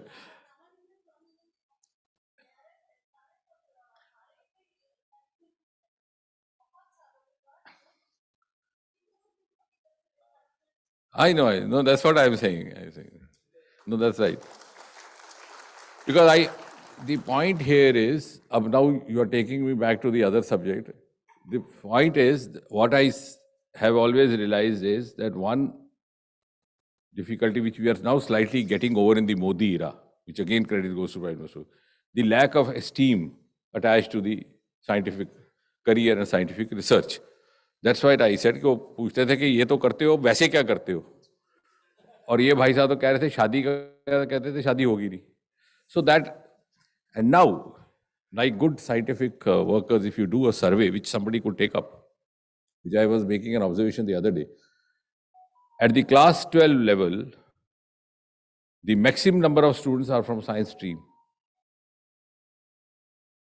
Just give it a thought. Out of 100 students in a class, you'll have 18 science stream, only 20 in arts. But why don't any of them come forward to take up a career in science? Because they are looking for something else, not for science. They're looking for a good score to get into a medical school, to get into an engineering college, or to get into civil services, or via IIT into civil service. So the IIT ki bhi seat waste ki aur wahan par. So that mismatch is there. That is because we have lack of esteem. Now what ma'am reminded me, now to collaborate to what you were saying, ma'am. About 3 years back, we had the Vice Chancellor of the Cambridge University here. He happens to be a microbiologist. He's a grand elderly, 80 years old, because they don't retire. So that is another advantage there. The teachers and the lawyers don't retire. So I was sitting there with other 1 or 2 medicos also with me. He said, Doc, I must compliment you. My university will be closed if I didn't have PhDs from India. So when I went away, I asked the person, I said, was it a compliment? He said, what do you mean? I said, because our boys and girls go there for a trophy, not for a PhD. Whereas in Britain, a boy or a girl would enter into a PhD or take up a PhD course only if he or she has decided to devote the rest of the life into that. It doesn't happen here. You come back with a PhD in biotechnology and you can become an MD in a computer company. And the employer is happy telling the morning walkers or in the evening club कि मेरा MD PhD है Cambridge का. And the MD is happy telling his wife के fat pay packet पे ला. So neither the spouse bothers about the PhD nor the employer bothers about the PhD. And one who has taken it has already forgotten. And in the course of time also forgets the subject. So that mismatch is why I said if we link it, unless we link it with livelihood, and that was the reason I still feel that we have to have good, lucrative means of livelihood for the scientific fraternity so that they take it up as a career also along with it. So they lose out on it. And that is also been my view in the last few months about the startups. What has been bothering me over the last few months is that the startup movement is picking up in the country. But are we giving enough thought to sustainable startup? We have startup now, it takes a grant, then somebody tells him like, ke shadi kab karni hai, so he sees an ad in the newspaper, fills in the form of the civil services, becomes a babu. So biotechnologist becoming an undersecretary. So that is the glory of it. So to sustain startups also we need to link it with sustainable means of livelihood. And for that also we have some ideas, as I was saying, wider integration within and integration with the industry. If the industry representatives become members of our bodies or governing bodies, let them also contribute it. They should own up our startups. Let them tell us what kind of technical resource they require. We'll train, let them fund. So once they have funded, they'll pinch them. They'll take them back also. So I think some kind of device for sustaining the startups financially also in the long run is what is going to do is to serve both the purpose, to give them esteem in the society and also to give them a lasting means of livelihood so that they don't look for something else. Anyway, I can't go on and on because I've been invited here as a chief guest, not as a faculty session. But most of the time I was doing this, so it's like that. But nevertheless, I leave the podium with the optimistic thought that the best of biotechnology is yet to come, and I hope we live to see that. Thank you.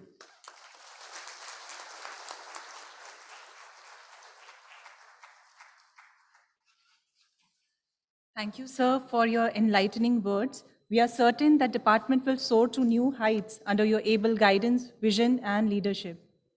I would invite Secretary DBT, Dr. Rajesh Gokhale, to felicitate Honorable Minister Ji by presenting a shawl and a memento.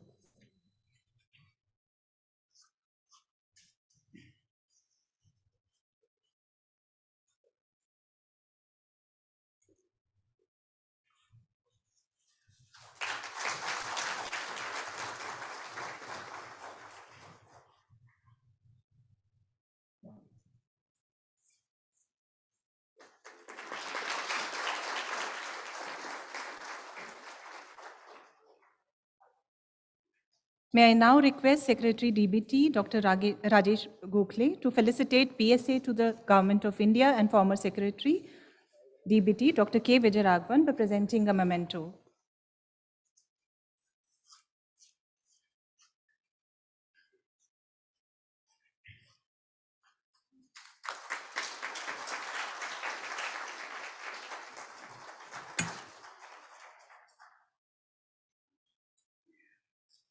I would now call upon Director RCB, Dr. Sudhanshu Vrati, to felicitate Secretary DBT.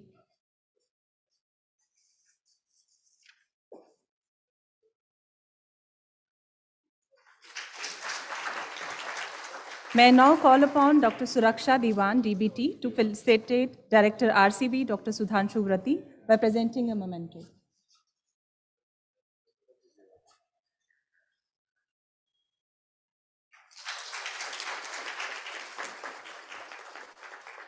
May I again request Dr. Suraksha Diwan, DBT, to felicitate Senior Advisor, Dr. Alka Sharma, by presenting a memento.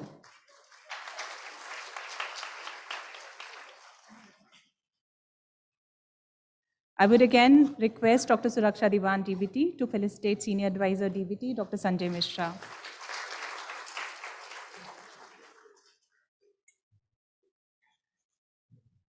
It is my privilege to propose vote of thanks on behalf of the Department of Biotechnology, Ministry of Science and Technology. At the onset, I would like to express our heartfelt gratitude to the Honorable Minister, Science and Technology and Earth Sciences, Dr. Jitendra Singh Ji, for sparing his valuable time and gracing the occasion with his presence.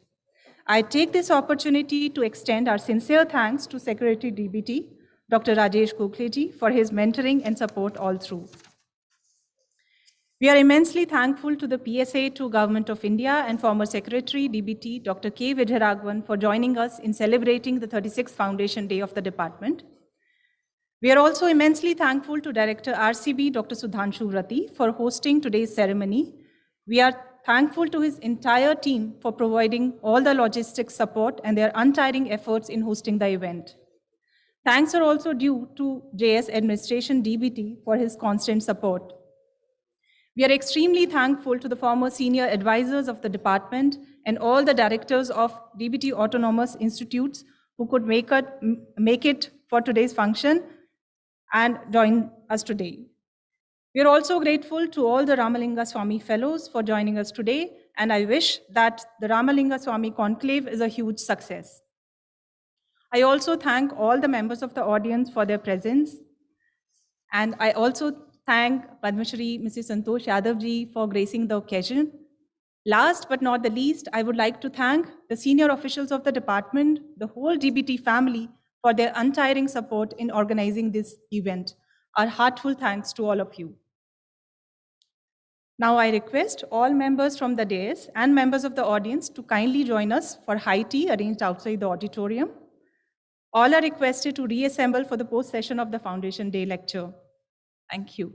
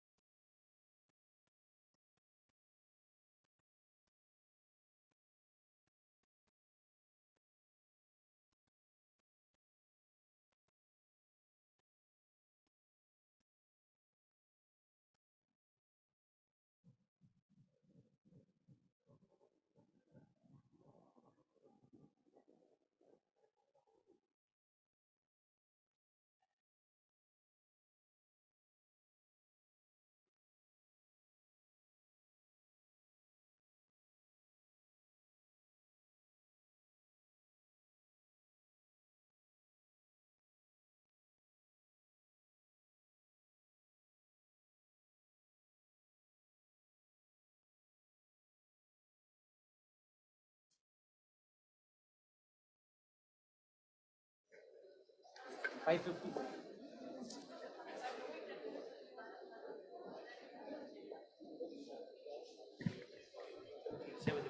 May I request everyone to reassemble at 6 o'clock, please?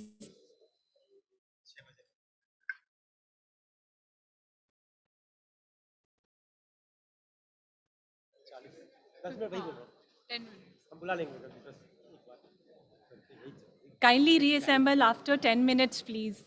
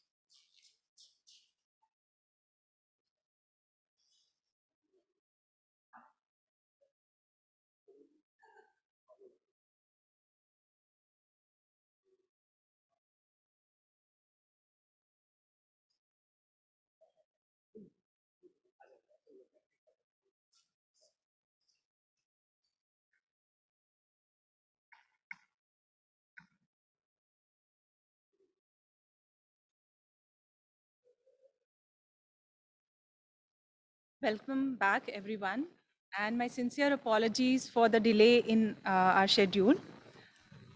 By now, you must all be aware that for the Foundation Day lecture, we have amongst us a very, very special guest today. She has put India on the global map by setting the world record of becoming the first woman in the world to scale Mount Everest. Mountaineer Padma Shri, Mrs. Santosh Yadav, has done this exceptional feat not once but twice. That's not all, Mrs. Yadav.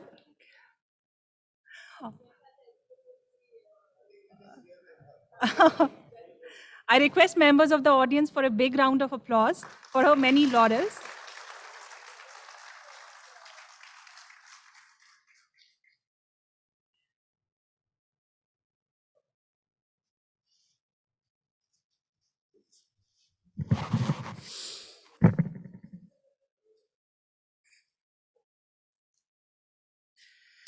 Hariom.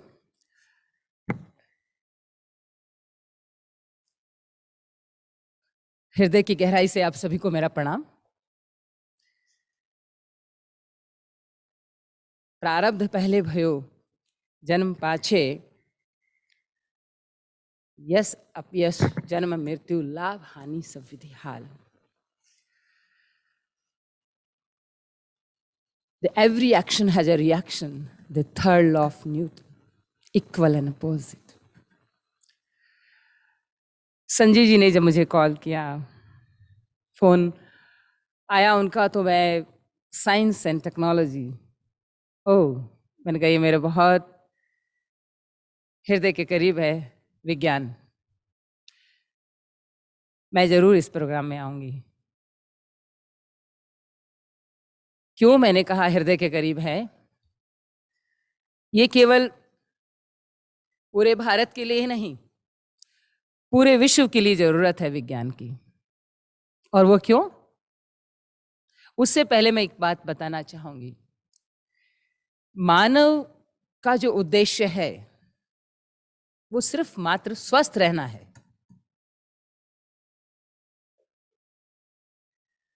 और उसका जो स्वभाव है वह है खोज करना। ये अक्सर मैं बात हर जगह कहती इस बात को।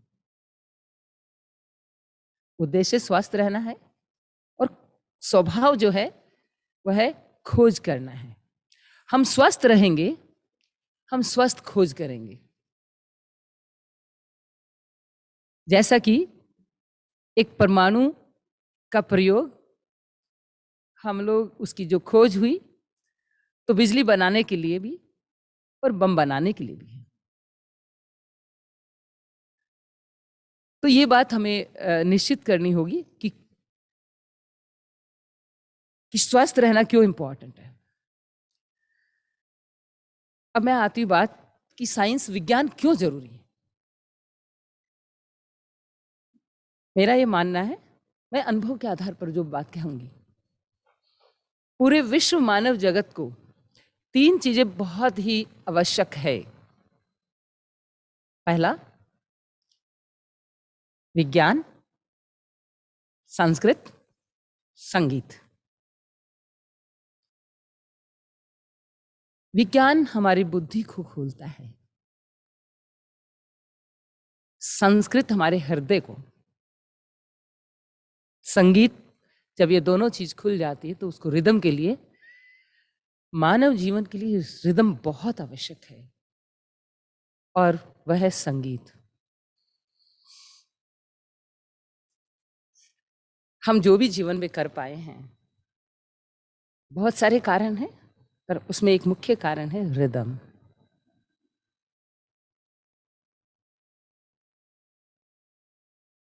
बच्चों के लिए, हमारे जो बच्चे हैं वो बहुत, उनके पास समय होता है। यदि आप, मैं नहीं कहती कि ह्यूमैनिटी में कुछ भी नहीं है, वो भी एक विज्ञान है, इतिहास भी एक विज्ञान है। पर कौन सा इतिहास? साइंस का भी एक इतिहास है। मैं इकोनॉमिक्स पढ़ी हूँ, उसमें भी एक सब्जेक्ट होता था हिस्ट्री ऑफ इकोनॉमिक थॉट्स।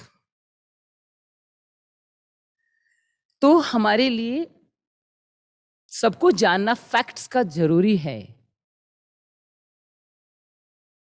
अपवाद हो सकते हैं कि हमारे ह्यूमैनिटी के बच्चे भी बहुत अच्छा, लेकिन जितना एक साइंस के विद्यार्थी को संभालना आसान है, क्योंकि वह एक अपने आप में ध्यान है। विज्ञान को पढ़ना आपको काफ़ी लेबर, काफ़ी समय देना पड़ता है, काफ़ी पढ़ना पड़ता है, उसको समझना पड़ता है। बनिस्पत की, जैसा कि हम बात कर रहे थे कि हम किसी एक नौकरी या फिर किसी सम्मान या फिर किसी एक नाम, उसके लिए नहीं, बल्कि किसी एक विषय को जानने के लिए। मैं कुछ विद्यार्थी लोगों से, जैसे ही मैं आई आपके प्रांगण में, तो उनसे मेरी बातचीत के दौरान मैंने एक ही बात कही कि पहले हमें क्या करना चाहिए, उसका चयन जरूरी है। तो पहले यदि हम, किसी मैडम ने भी मुझसे पूछा कि आप क्लाइंब की तो क्या मोटिवेशन था आपका? मैंने कहा जिज्ञासा ही मेरा मोटिवेशन था।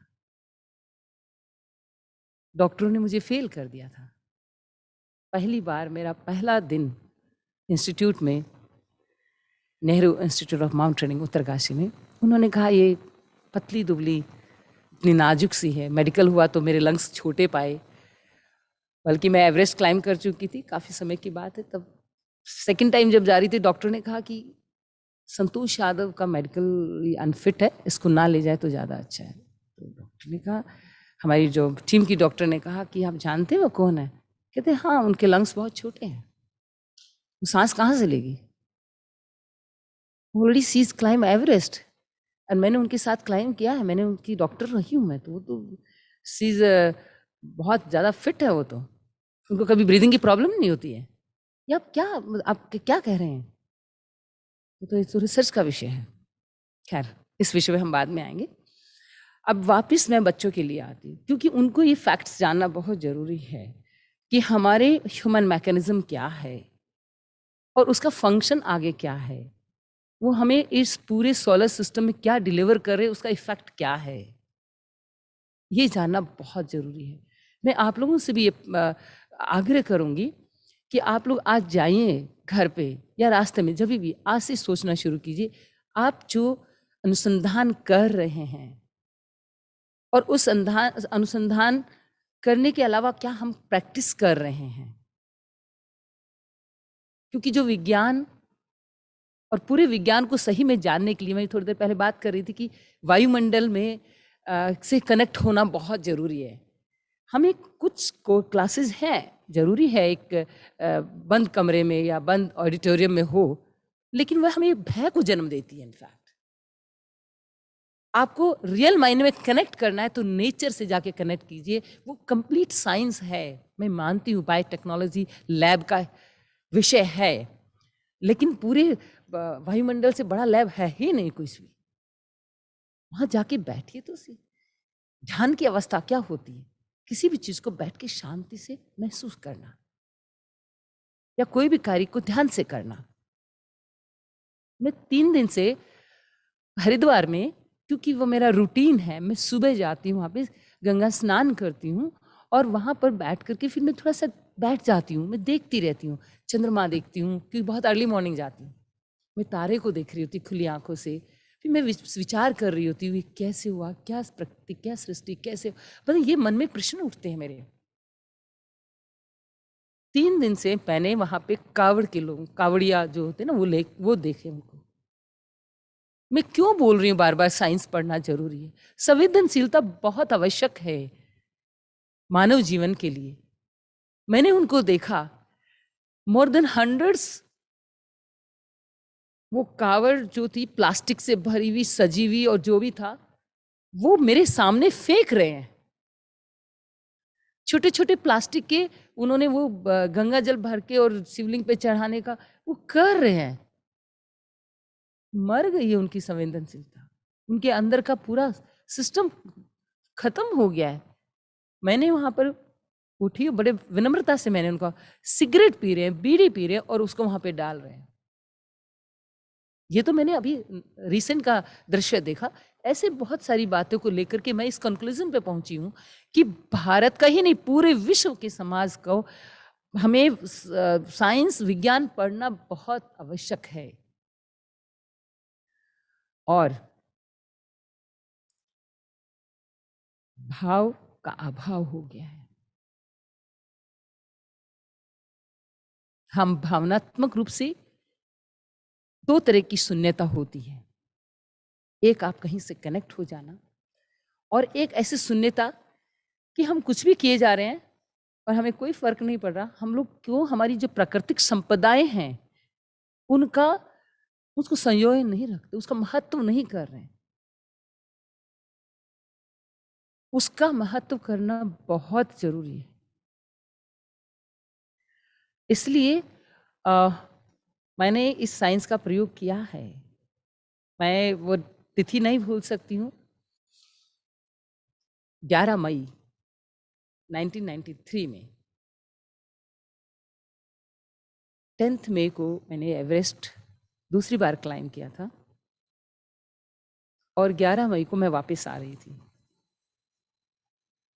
10 मई को हम लोग वापस साउथ कॉल, जो कि एवरेस्ट का लास्ट कैंप है और बहुत ही डेंजरस जगह भी उसको कहा जाता है। वो एक बहुत हाईएस्ट ग्रेवयार्ड भी उसको कहते हैं लोग। वहीं से हमारा ऑक्सीजन लेना शुरू करते हैं और वहीं पे हमारी रात बिताते हैं, जाते समय भी और आते समय भी। अगले दिन मौसम इतना खराब हो गया कि हमारी जो टीम थी वो नीचे जाने के लिए तैयार नहीं हो रही थी। हवा बहुत तेज चल रही थी, उनको हवा से बहुत डर लग रहा था। मुझको ये बात पता थी कि 1985 में आर्मी के 5 लोग मर गए थे और उसका कारण भी यही था कि वो डर के मारे, उस हवा की डर के मारे वो बाहर नहीं आ रहे थे टेंट से। और मुझे ये लग रहा था क्योंकि हम ऑलरेडी एवरेस्ट क्लाइंब कर चुके हैं और इन्होंने काफ़ी ऑक्सीजन इनहेल कर लिया है, जो अभी कोविड में भी एवरेस्ट इसका क्या बोलते हैं बड़ा ही क्राइसिस था ऑक्सीजन का, और एक्चुअल में इस पे भी मैं थोड़ा सा बताऊंगी आप लोगों को, क्योंकि मैं अनुभव की हूँ, उस बात को बताऊंगी। ऑक्सीजन ले चुके थे और बहुत ज़्यादा ले चुके थे, और फर्दर और लेंगे तो उनके लंग्स बैठ जाएंगे। इसलिए मुझे दिख रहा था कि ये इनके लिए बहुत बड़ा खतरा है, और ये अगर अभी नहीं आए तो और कमज़ोर होते चले जाएंगे, और नीचे जाने के लिए और इनको डिफ़िकल्टी होगी। मैंने काफ़ी मनाया, जब मेरी बात को नहीं माना तो मेरे पास वॉकी टॉकी सेट काम नहीं कर रहा था, और क्योंकि लाइन ऑफ साइट क्लियर नहीं था, तो मुझे ये लगा कि अब मुझे नीचे जाना पड़ेगा और एक टीम ऊपर भेजनी पड़ेगी इनको ज़बरदस्ती निकालने के लिए, क्योंकि मैं अकेली तो नहीं निकाल सकती। मैं ऑलरेडी, मेरी एनर्जी काफ़ी एग्जॉस्ट हो चुकी थी, लेकिन फिर भी एनर्जी बचा हुआ था। काफ़ी बर्फ़ उठाया मैंने और उनके टेंट के सामने रखा और कहा, क्योंकि मुझे पता था कि ये जब टेंट से बाहर ही नहीं निकल रहे नीचे जाने के लिए तो कहाँ से बर्फ़ लाएंगे। इसलिए देखिए मेरी वहाँ पे उस हाइट पे इतना बुद्धि का इस्तेमाल होना, क्योंकि ऑक्सीजन लेवल बहुत कम हो जाता है, तो आपका प्रेजेंस ऑफ माइंड कैसे काम करता है, ये सब विषय पे मैं आऊँगी। तो वहाँ पर मैंने क्या किया कि उनको बर्फ़ रखा उनके टेंट के सामने और कहा कि उसको बर्फ़ को पिघला करके पानी जरूर पीते रहना, नहीं तो डिहाइड्रेशन हो जाएगा, ऑक्सीजन लेवल का और कमी हो जाएगा आप लोगों को, और इसको गर्म करते पीते रहना। मैं नीचे गई तो मैंने every action has a reaction, उसकी बाद मैं बात करूँगी। उसके बाद कैसे आपका रिगेन, मतलब आपके हाथ में कैसे ठीक हो जाते हैं। तो मैं वहाँ से जैसे ही चली, बहुत तूफान उठ गया और ज़्यादा, और मुझे हवा ने उठा के फेंक दिया। जैसे भी जिनेवा पर एक है, कभी भी किसी को नेट पे जाके देखेंगे तो वहाँ बहुत ही खतरनाक वो जगह है, और वहाँ से मैं लकली फ्रिक्शन ऑफ मूवमेंट का ही वो था, मैं एंकर हुई थी और हवा ने उनका 180 की स्पीड नापी गई थी उस दिन। और मैंने चौथा जब फॉल हुआ मेरा, तो मुझे ये लगा कि शायद अब मैं नहीं बच पाऊंगी, क्योंकि मेरे हाथ जो है बिल्कुल नम की जगह अकड़ गए थे एकदम से, इस तरीके से टिश्यूज ऑलमोस्ट, मतलब पूरा सर्कुलेशन बंद हो गया था, और मुझे हवा बिल्कुल रुकने का नाम नहीं ले रही थी। पर एक ही मन में बात आई कि नहीं, तुम जिंदा हो, जब तक जिंदा हो कोशिश करो जिंदा रहने की। और उसी ने मुझे एक साइंस का यहाँ प्रयोग किया कि हवा जैसे घूम रही थी, तो मैंने दाहिने तरफ देखा, बाईं तरफ देखा, तो दाहिनी तरफ देखा कि वहाँ पर एक गड्ढा है, तो शायद मैं वहाँ गिराऊंगी अपने आप को, इस हवा के उससे अपनी बॉडी को मैंने मूवमेंट वैसे ही दिया, और मुझे वहाँ पर मैं गिरी। डेलिब्रेट मैंने एक फॉल लिया, और वहाँ पे मैंने अपने आप को थोड़ा सुरक्षित महसूस किया और कोशिश किया कि मेरे हाथों का ये सर्कुलेशन बढ़े, ताकि मैं रोप को पकड़ के नीचे किसी भी तरीके से जा सकूं, क्योंकि वहाँ पे तो रोप का बहुत ज़्यादा इस्तेमाल होता है, आपको हाथ में रस्सी नहीं है तो फिर आप गए। खैर नहीं हो पा रहा था, तो मैंने किसी भी तरीके से क्रॉल किया, और जैसे कैसे मैं कैंप 2 पहुंची। जब कैंप 2 पहुंची तो वहाँ सबसे पहले मैंने उनको इन्फॉर्म किया कि एक टीम ऊपर फटाफट भेजो, मैं पहुंच गई हूँ यहाँ पे, मैं अपने आप को कर लूँगी, लेकिन एक टीम फटाफट ऊपर भेजो उनको लाने के लिए। खैर मौसम थोड़ा सा ठीक हुआ और एक टीम गई वहाँ पर उनको लाने के लिए, ले आई उनको वापस। मीनवाइल डॉक्टर्स मेरे हाथों को देखने लगे। ब्रिटिश और अमेरिका के 2 टीम थी जो वहाँ रिसर्च कर रही थी, उन्होंने वहाँ पर मेरे हाथ देखे। वो लकली उस दिन वो डॉक्टर ऊपर आए हुए थे कैंप 2 में विजिट करने के लिए, तो उन्होंने जब मेरे हाथ देखे उन्होंने कहा कि ये very serious frostbite of highest degree, आपके हाथ नहीं बचेंगे। एक यंग लड़की को ये कह दिया जाए उस हाइट पे, और जबकि आगे का रास्ता बहुत दुर्गम है और भी नीचे जाने का, जितना दुर्गम ऊपर जाना होता है ना, उतना ही नीचे आना और डिफिकल्ट होता है। तो वहाँ पर मैंने उनको कहा कि उनकी बात सुनी, पर मेरे अंदर की मन ने ये कहा, भोले से मन ने, उसको मैंने, उस विश्वास को मैंने भगवान भी कहा है कि नहीं मेरे हाथ बच जाएंगे। इतना सा मुझे कहना था, सिर्फ इतना सा बात। सकारात्मकता की क्या वैल्यू है, उस सिस्टम को मैंने कैसे पूरा अनुभव किया है, वो आपके सामने मैं आज रख रही हूँ। इतनी सी बात कहनी थी मैंने, और इमीडिएटली मुझे एक मेरे टीचर की बात याद आई। उन्होंने कहा था कि जब हाई एल्टीट्यूड सिकनेस जो होती है उसका सबसे best medicine is to come down, और मुझे वही लिंक क्लिक किया कि नहीं, मुझे नीचे जाना है। तो सबने कहा कि तुम्हारी हालत इतनी ख़राब है और तुम नीचे नहीं जा सकती। मेरे शूज़ वगैरह निकालने लगे, बिस्तर लगा, मैं नहीं, मैं नीचे जाऊंगी। और नीचे जाना का वो सही कह रहे थे। मोर देन 100 लेडर्स क्रॉस करने हैं मुझे, क्रवासिस, बर्फ़ की चौड़ी चौड़ी दरारें, कोई 20 फीट का है, कोई 10 फुट का है, कोई 5 फुट का, कोई 25 फुट का भी है। अब उन लेडर्स को पार करना, क्योंकि रस्सी और उसकी चौड़ाई है 1 फुट, लंबाई तो 20 फुट 15 फुट, कोई अलग अलग लेंथ के थे। अब उसको मेरे हाथ ही काम नहीं कर रहे, तो मैं रस्सी पकड़ूंगी कैसे? कोई दूसरा मुझे मदद भी नहीं कर सकता। यहाँ पे हेलीकॉप्टर मुझे वहां से उठा नहीं सकता है। ये सारी सिचुएशन मेरे सामने थी। खैर, मैंने किसी भी हिम्मत करके, क्योंकि जब आप सकारात्मकता की ओर चले जाते हैं तो आपका निर्णय सही हो जाने लगता है, आपको बुद्धि काम करने लगती है। तो मेरा बुद्धि ने काम किया कि मैंने एल्बो को इस्तेमाल करना शुरू किया, और वहाँ रिदम की बहुत आवश्यकता थी, क्योंकि थोड़ा सा हल्का सा पैर गड़बड़ाया तो वहाँ पर फिर मैं गिर सकती, तो वो बहुत मुश्किल हो जाता। फिर वहाँ एक बार गिरना मतलब काफ़ी एनर्जी वेस्ट करना, अपने आप को वापस उस सिस्टम में लाना। खैर, मैं वो सारे पार कर पाई, और पार करने के बाद बेस कैम्प में पहुंची। तो बेस कैम्प में डॉक्टर रीटा पटेल ने कहा तुम्हारे हाथ की बहुत बुरी कंडीशन है, ये हाथ नहीं बचेंगे। मैंने कहा कुछ नहीं होगा, बच जाएंगे, सिर्फ लाइन ऑफ ट्रीटमेंट चालू कीजिए और मैं सवेरे नीचे जाऊंगी, 5-6 घंटा रेस्ट करूंगी और नीचे जाऊंगी। कहती नहीं, हेलीकॉप्टर मंगा देते। मैंने कहा नहीं, मैं हेलीकॉप्टर का इंतजार नहीं करूंगी। कल सवेरे मौसम खराब हो गया तो मेरे पास जो समय है, मेरे अपने पैरों पर विश्वास है। अब आगे की क्लाइंबिंग तो टेक्निकल नहीं है, और मैं जब टेक्निकल क्लाइंबिंग कितना पार करके आ गई हूँ तो मैं 5-6 घंटा यहाँ रेस्ट करूँगी। लगभग मैंने रात्रि के 1:30 बजे उठी, और 5-10 मिनट में, मतलब 2 बजे से पहले मैं वहाँ से रवाना हो गई। 4 दिन का रास्ता मैं 23 घंटे लगातार मैं चलती रही। किसके सहारे? एक विश्वास के सहारे।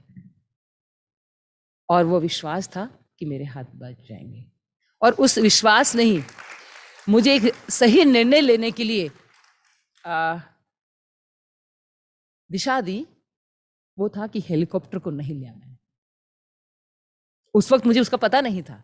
उस वक्त तो मेरा माइंड यही कह रहा था कि टाइम वेस्ट नहीं करना, मुझे जाना है, क्योंकि एक दिन वेस्ट हो जाएगा मेरा पूरा, क्योंकि वहाँ रात को क्लाइंबिंग, रात को चलना उचित नहीं माना जाता है।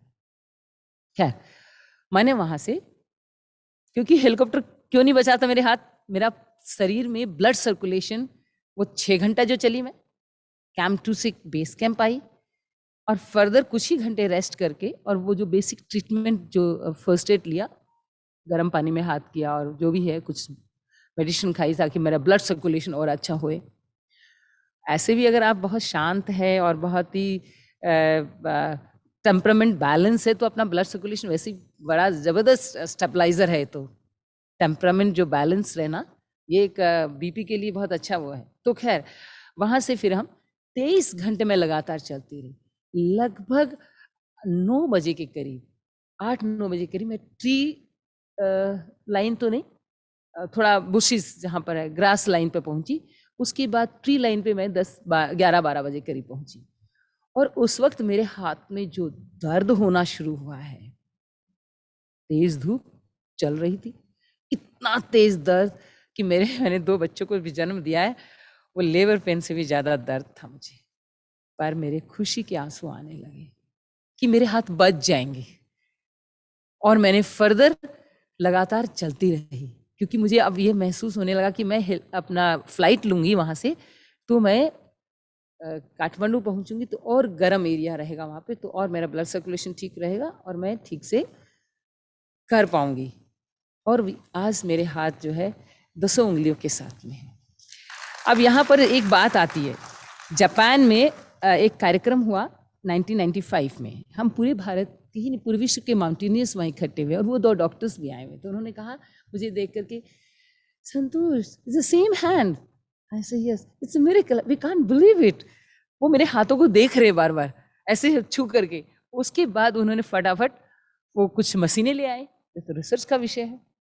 जो आज ऑक्सीमीटर की जो हम बात करते हैं, वो उन्होंने उस 95 में मेरे हाथों में पूरा कहीं कहीं लगा रहे हैं पूरा। तो कैसे हुआ? अब मैं उनको क्या बताती, मुझे समझ में आ रहा था ये हुआ क्यों। आज वही डॉक्टरों ने कहा मेरे लंग्स इतने छोटे हैं, उन्होंने पाया कि मेरा ऑक्सीजन सैचुरेशन सबसे बेस्ट है।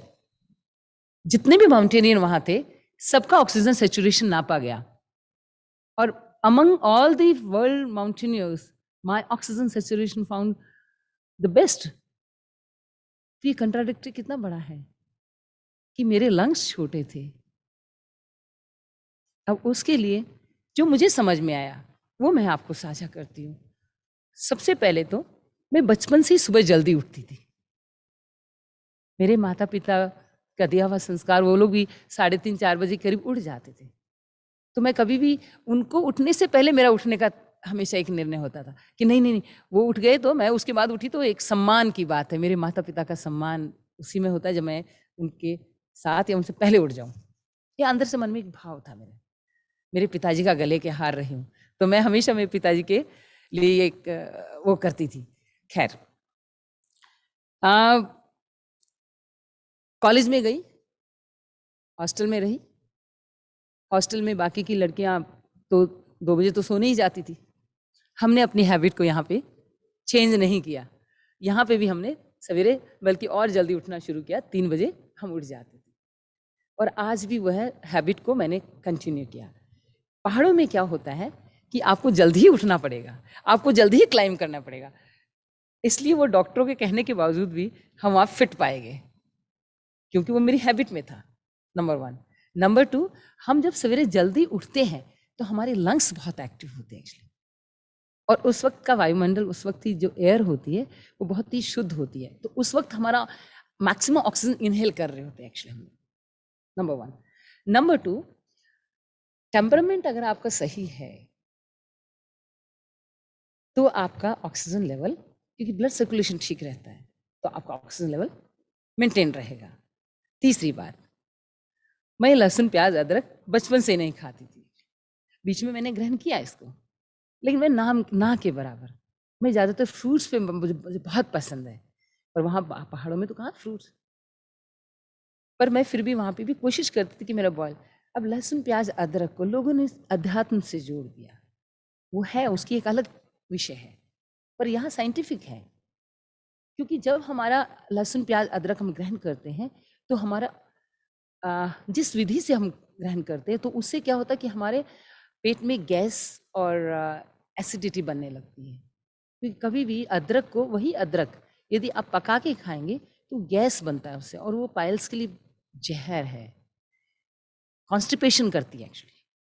यदि उसी अदरक को, जैसे चाय की अदरक, चाय वाली अदरक वाली चाय है, लोग बड़े चाव से पीते हैं, आपको पता नहीं है आप लोगों को वो कॉन्स्टिपेशन कर रही होती है एक्चुअली। उसी तरीके से लहसुन प्याज, ये दोनों ही चीज़ गैस करते हैं अगर उसको पका के लेते हैं। ये एक औषधि है, मेरे ख्याल से इसको एक औषधि के रूप में ही इसको ग्रहण करना चाहिए। औषधि को रोजाना नहीं लिया जाता। तो आप जब गैस होती है तो ऑटोमेटिकली हमारे उसमें तो ऑक्सीजन लेवल कम हो जाएगा। ये ही साइंस है। साइंस का पढ़ने का फायदा ये है, एक तो साइंस पढ़ना, एक साइंस पढ़ करके उसको प्रैक्टिस करना। हम कितने लोग हैं, वो हमारे जो 5 तत्वों का जो एलिमेंट से ये बॉडी बना है, इस शरीर को उस शुद्धता की ओर ले जाना, वो 5 एलिमेंट्स को शुद्ध करना। हमें कहते हैं ना, जैसी वायु वैसी आयु। क्या हमें बहुत जरूरी है कि पटाखे छुड़ाना?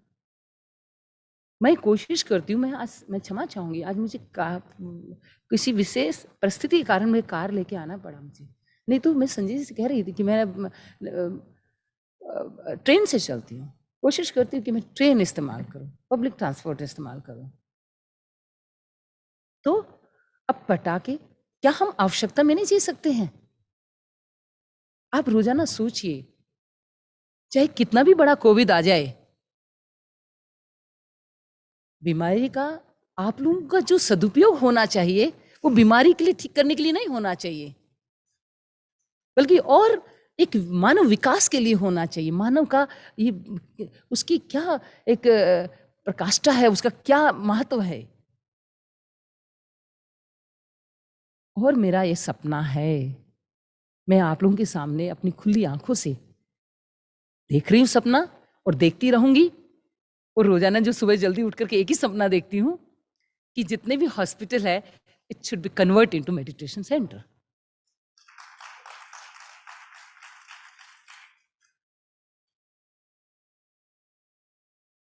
ये बहुत जरूरी है। अगर आपका व्यवहार अच्छा नहीं होगा, हम कितनी भी दवाई कर ले, कोई फंक्शन नहीं करेगी। आप जितने भी ड्रग्स निकाल लीजिए, आप जब तक व्यवहार से भय से मुक्त हैं, और भय से मुक्त कभी हो सकते हैं जब हम आवश्यकता में जीते हैं। आपकी एनर्जी बचती है, आपका पैसा बचता है, आपका एनवायरनमेंट बहुत सुरक्षित हो जाता है। मैं एक ही उदाहरण दे दूंगी, बाकी तो बहुत अपने आप लिस्ट बना लीजिएगा। टूथपेस्ट, आंख बंद करके एक बार सोच लीजिए कि millions people every day every month we are throwing one toothpaste tube. अगर वो हमारी जरूरत की होती तो भी हम सोचते, एक्चुअल में उसको टूथपेस्ट को इस्तेमाल करने से हमारे सलाइवा, जो कि 75% हमें सुरक्षित रखती है, स्वस्थ रखती है, उसको वो ड्राई कर देती है। और वह सलाइवा जो है वो डिसइंफेक्ट करती है, तो आप लोगों को पता है, डाइजेस्ट करती है भोजन। So important. और उसको हम टूथपेस्ट से, अब मेरे दांत मेरे ख्याल से सबको साफ ही लग रहे होंगे, ना स्मेल आती है। और मैं सप्ताह में 2 बार 3 बार याद आ जाता तो नींबू घिस लेती हूँ, और उसी नींबू को घिसने के बाद उसको चबा लेती हूँ। नीम की दातुन तो मैं आप लोगों को वो भी ऑप्शन छोड़ रही हूँ, क्योंकि कह देंगे कि वही कौन लेके आएगा, नींबू की दातुन कहाँ मिलेगी मैम, शहर में क्या है। पर एक और मैंने उसका साधन ढूंढ लिया है। नींबू के छिलके को आप ज़्यादा खट्टा लगता है उसको धो लीजिए, उसके बाद उसको घिसिए, घिसने के बाद उसको चबा लीजिए, ताकि वो आपके दांतों में अच्छी तरह से उसका रस चला जाए। एंटीबैक्टीरियल होता है। कहीं जाएंगे आप फटाफट एक पॉच तैयार करेंगे, साबुन तेल, मैं कुछ नहीं लेती हूँ। मैं कहीं भी ट्रैवल करती हूँ, अब मैं पानी में इटसेल्फ साफ करने की कैपेसिटी होती है, पता आपको, सिर्फ अपने आप को सही से रगड़ के जाए। तो इसी तरीके से आप लोग स्वयं डिसाइड कीजिए कितनी अनावश्यक चीजें हम इस्तेमाल कर रहे हैं, और वह हमारी जो जागरूकता है, हमारी एक्चुअल में हमें उससे दूर ले चली जाती है। मेरे ख्याल से बहुत सारी ऐसी चीजें हैं।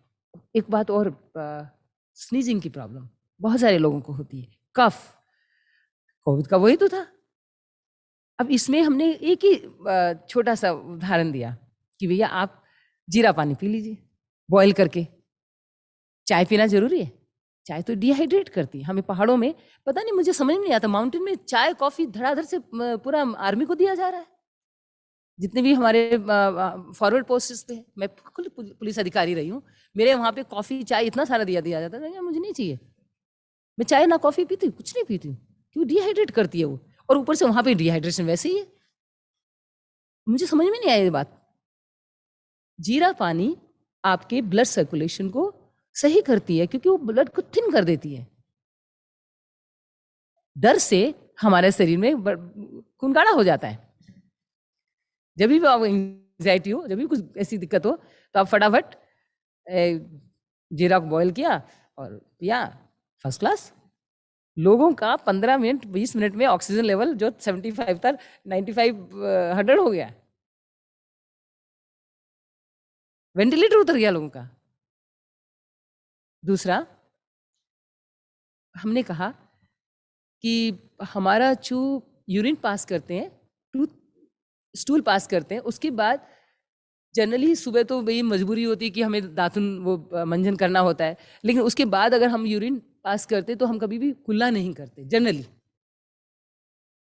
और वो कुल्ला करना इतना जरूरी है क्योंकि जो सलाइवा हमारी प्रोटेक्टेड है, वो उस वक्त सलाइवा ठीक नहीं होती उस वक्त की, क्योंकि हमारे जितने भी जर्म्स जो अंदर जो बैक्टीरिया हैं वो ऊपर की तरफ ट्रैवल करते हैं, क्योंकि उनका जो भोजन है वो तो निकल जाता है बाहर, वो ट्रैवल करते ऊपर और आके सलाइवा में वो चिपक जाता है। वो सलाइवा हमें उसी वक्त उसको निकाल करके कुल्ला करके फेंक देनी चाहिए। और वही सलाइवा है, उसी के कारण हमारा जितनी भी जुकाम खांसी जो होती है वो कारण होता है। खैर, भाव तो है ही है, व्यवहार तो है ही है, व्यवहार में तो वो तो है ही, बाकी की और भी जो एडिशनल चीजें हैं, तो ये हमें साइंस है एक्चुअल में, इसको हमें प्रैक्टिस करना है।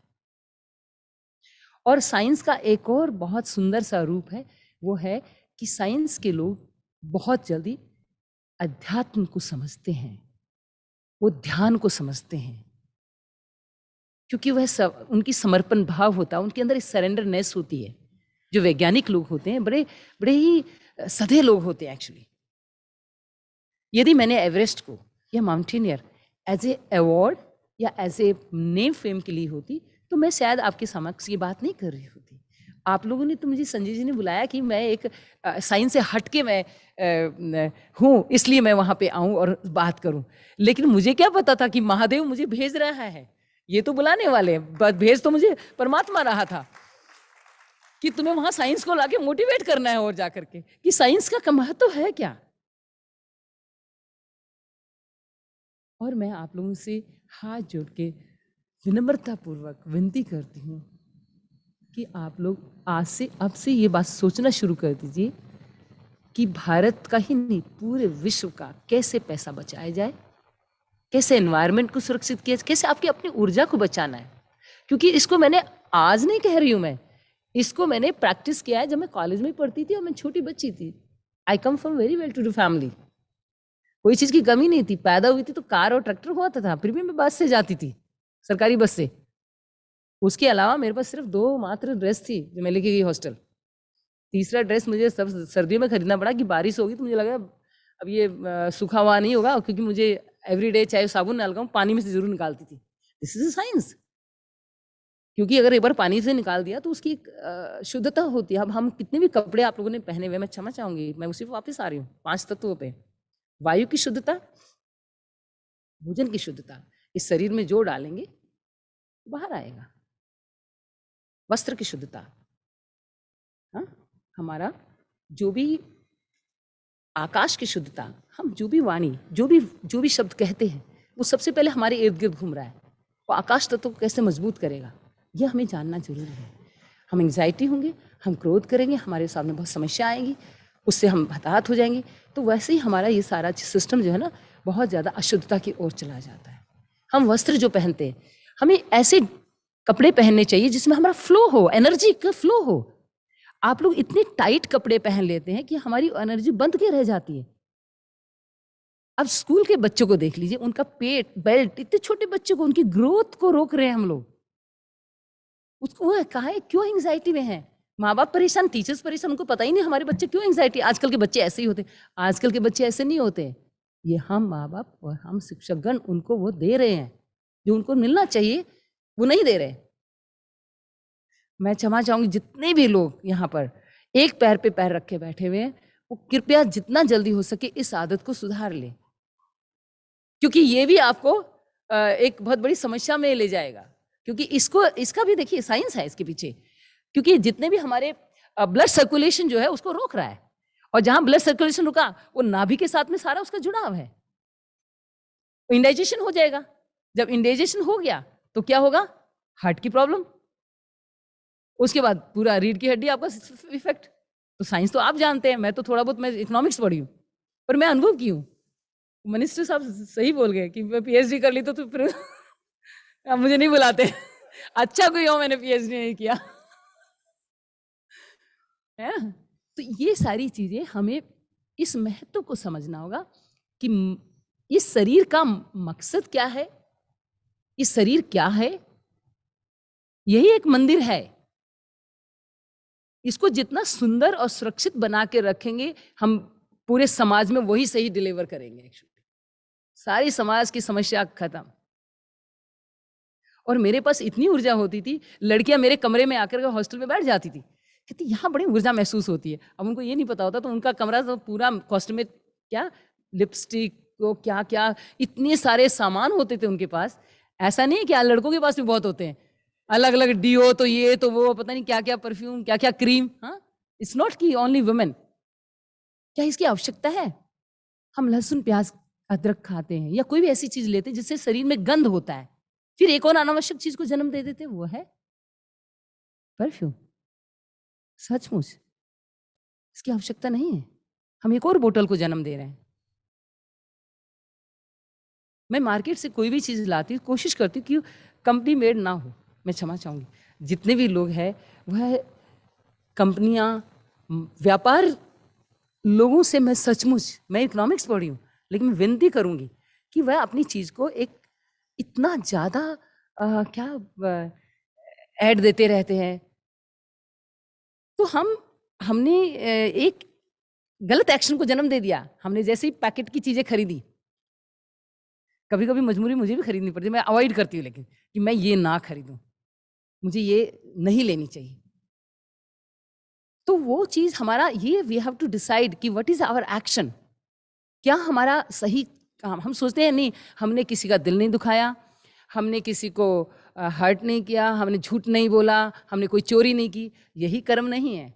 आप कर्मों की लिस्ट बना लीजिए, हमारे अपने शरीर के साथ में भी क्या कर रहे हैं, है ना।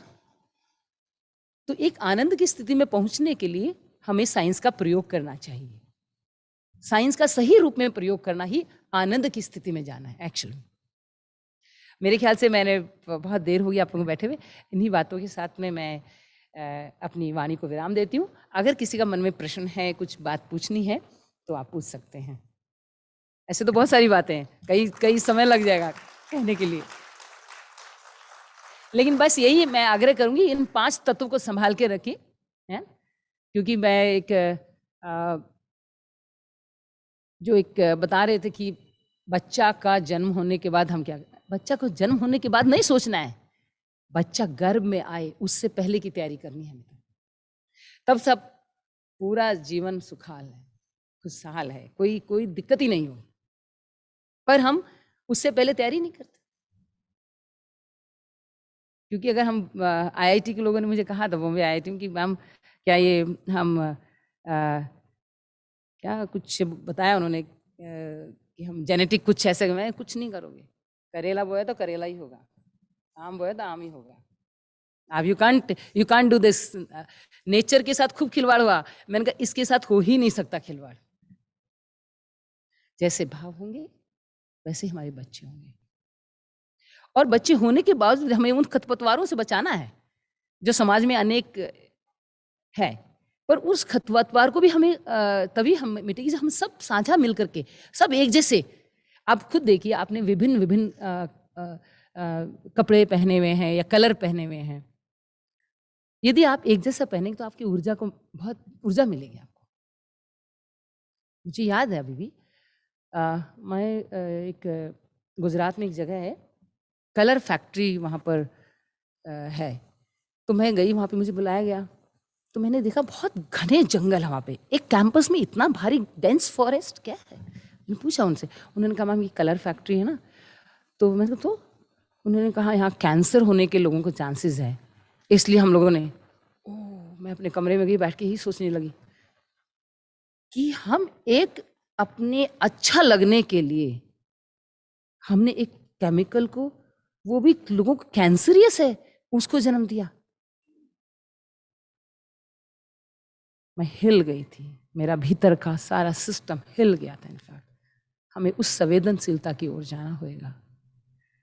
ये 2.5 अक्षर का सत्य, उसकी ओर बढ़ना होगा।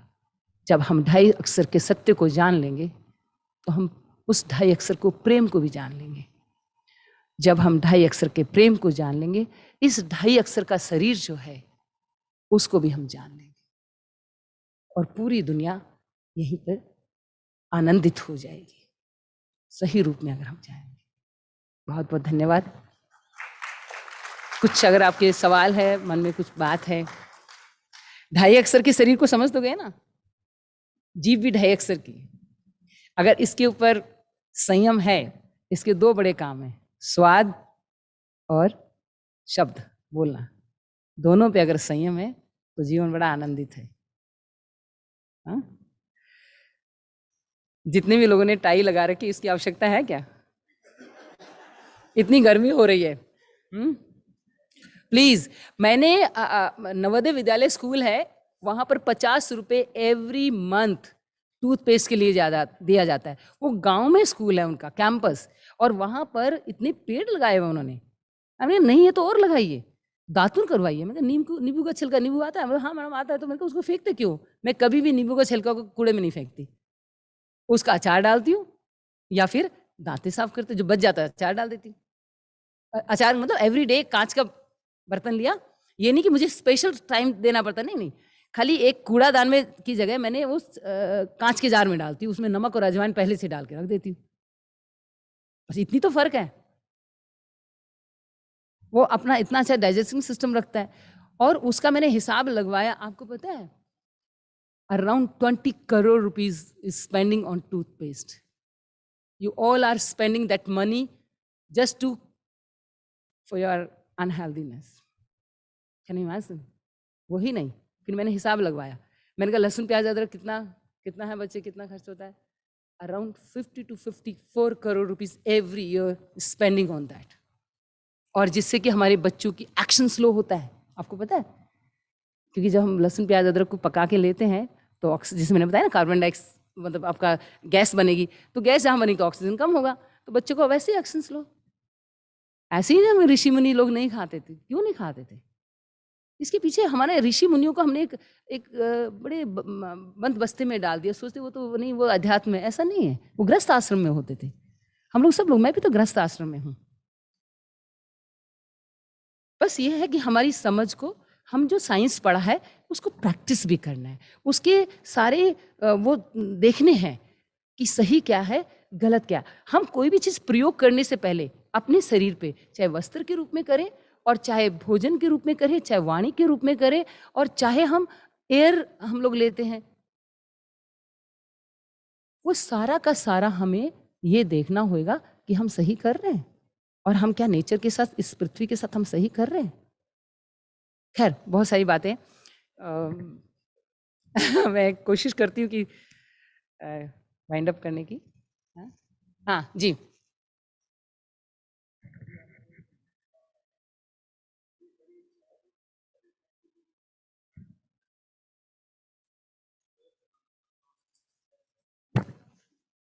हाँ 5 मिनट तो नहीं, मैं टाइम नहीं है ना।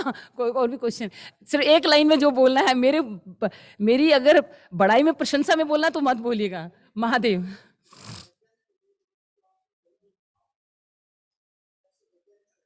जी जी जी जी जी, हाँ आई प्लीज। मेरे ख्याल से कोशिश कीजिएगा एक लाइन में इसको जल्दी से, है ना। यहीं से बोल दो, यहीं पे बोल दो। सर्वप्रथम मैं धन्यवाद करना चाहूँगा।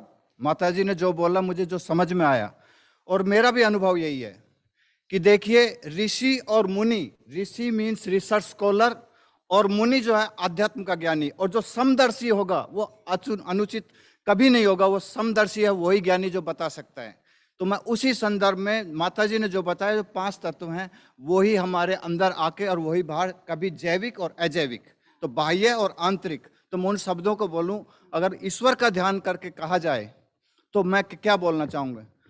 आंखें बंद कर लूं तो उसको देखूं, आंखें बंद कर लूं तो उस रब को देखूं, आंख जो खुले तो उसके जग को देखूं, आंखें बंद कर लूं तो उस रब को देखूं, आंख जो खुले तो उसके जग को देखूं।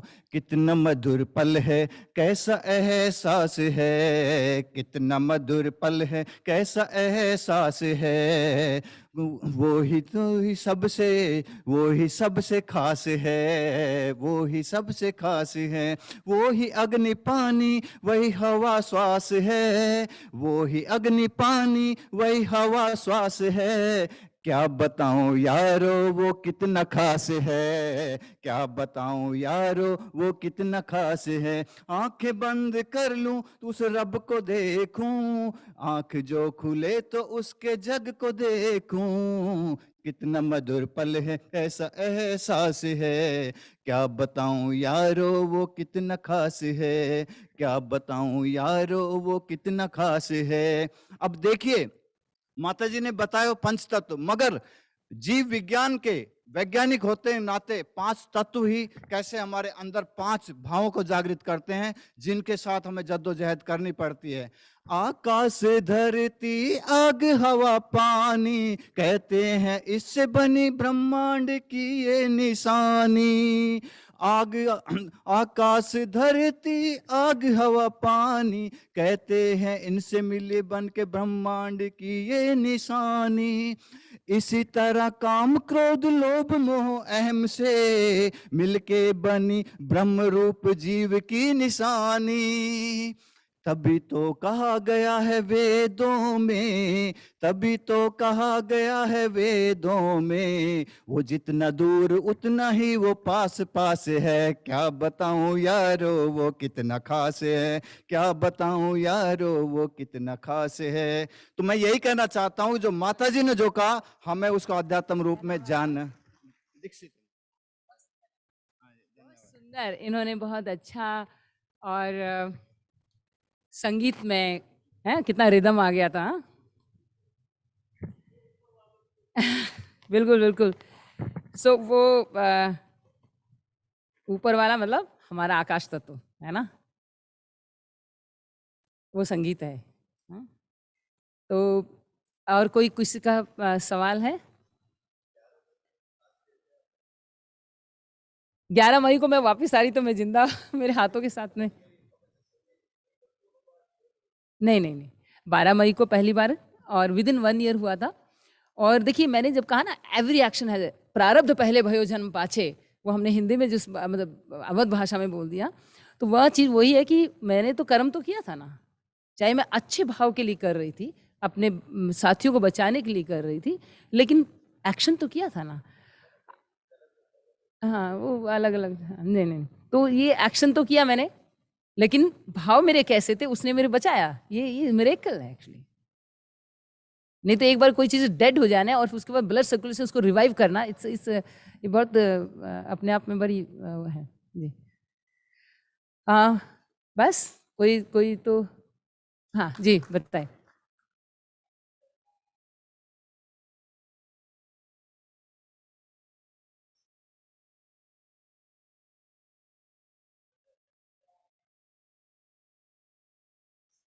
हाँ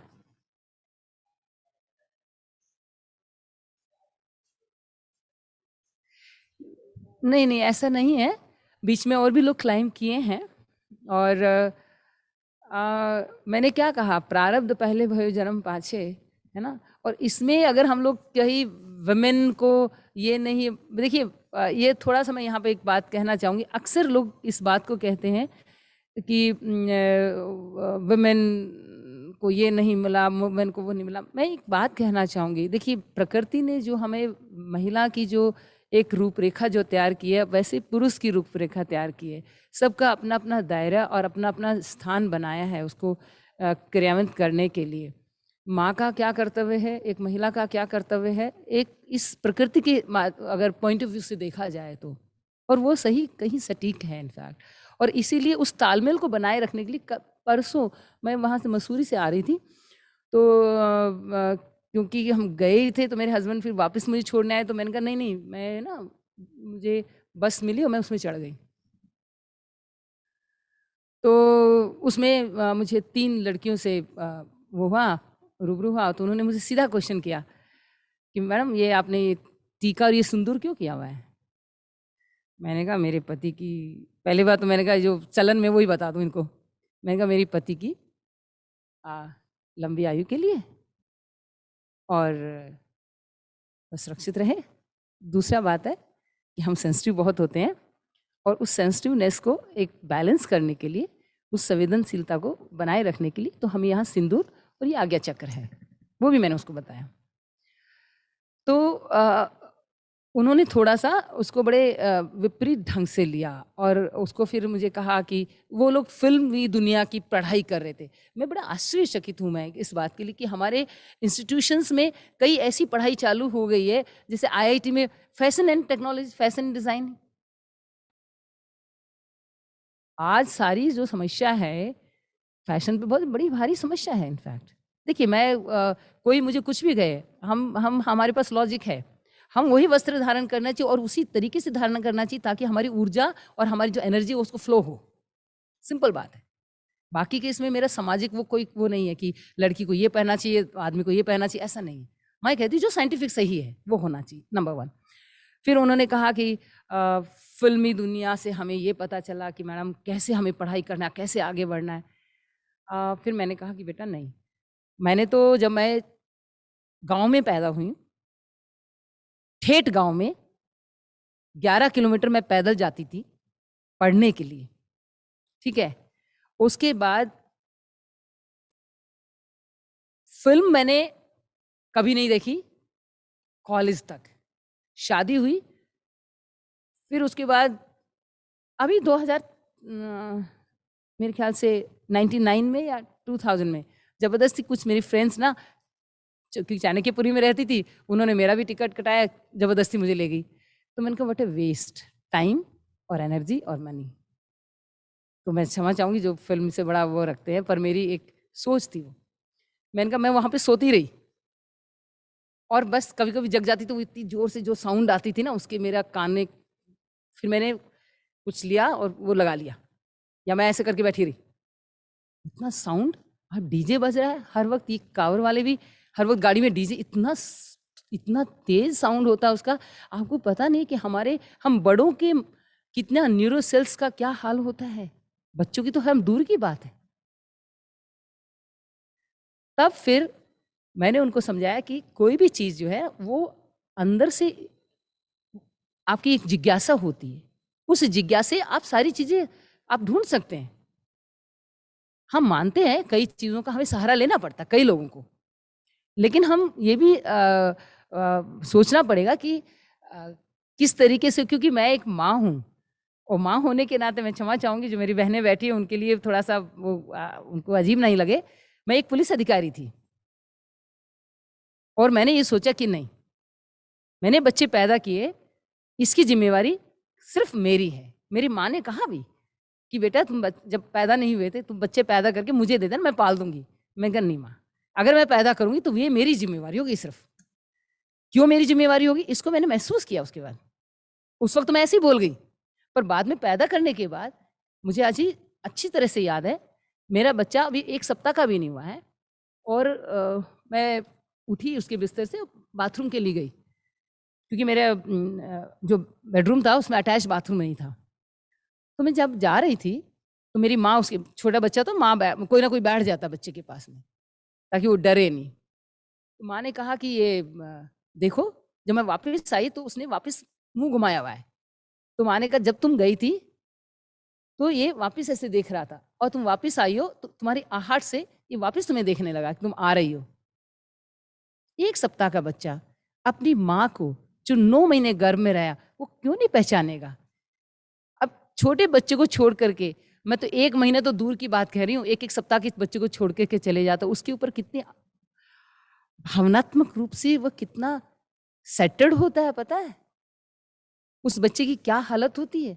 और हम लोग एक्सपेक्ट करते कि हमारा बच्चा इमोशनली साउंड हो, स्ट्रांग हो, कैसे हो सकता है।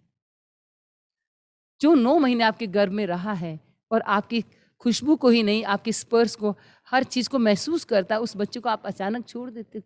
खेतों में भी, गांव में काम करती महिलाएं तो अपने पीछे पीठ पे बांध लेती है, उस बच्चे का कॉन्फिडेंस लेवल अलग होता है। मैं इस बात को, सच्चाई को, क्योंकि सच को बोलना बहुत जरूरी है और सच्चाई और ये एक बहुत जरूरी है, क्योंकि उसी से हम एक मजबूत विश्व बनाएंगे ना, मजबूत समाज कैसे बनाएंगे जी। एनीवे जी, मैं सही, कुछ और पूछना है? नहीं, ठीक है जी, हो गया। और कोई नहीं? चलिए। हे हिमालय तेरे कितने रूप, छन छन में बदले अपने रूप। कभी तो तू इतना सुंदर लगता है, कभी तो इतना भयानक। हे हिमालय तेरे कितने रूप, छन छन में बदले अपने रूप। अभी अभी आसमान में तारे जगमगा रहे थे और अभी अभी बिजली की गड़गड़ाहट। हे हिमालय तेरे कितने रूप, छन छन में बदले अपने रूप। ये प्राकृतिक सौंदर्य जो है हिमालय का, वो एक स्वर्ग का एहसास कराता है। लेकिन जब मौसम खराब होता था तो मन में ये भाव उठता था कि माँ ने काफी मना किया था, खतरा मत ले मोर, कहाँ हम लोग आ गए। तो ये दोनों का बोध कराता है प्रकृति। इसलिए मैं आप सबों की स्वास्थ्य की कामना करती हूँ और आप नए नए अनुसंधान करें, स्वास्थ्य अनुसंधान करें पूरे मानव को और पूरे जीव जितने भी हैं, जितनी भी वनस्पतियां हैं, जितने भी हमारे सुपरा सोलर सिस्टम हमारे वजह से आनंदित हो जाए, हम भी आनंदित रहे, वो भी आनंदित रहेगा। बहुत बहुत धन्यवाद। जय हिंद।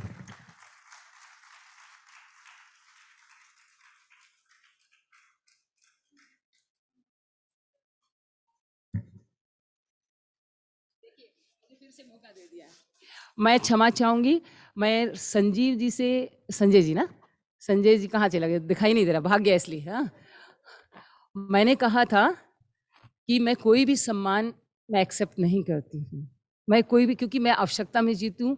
आप जो भी देंगे वो मेरे लिए अनावश्यक है। आपकी जो यादाश्त है, आपने इतना प्यार दिया मुझे, आपने जो सम्मान दिया, सदैव मेरे हृदय में रहेगा, ठीक है। और जिस देश में, जिस पूरे विश्व में इतनी सारी समस्याएं हो, हमें उस संवेदनशीलता के साथ रहना पड़ेगा। हमें सम्मानित होने का बिल्कुल भी इच्छा नहीं होता है। और मैं क्या बताऊं, ये एक गांव में तो हमारे यहाँ घर में किसी के पड़ोसी की भी डेथ होगी तो पूरे गांव में शादियां नहीं होती थी एक एक साल।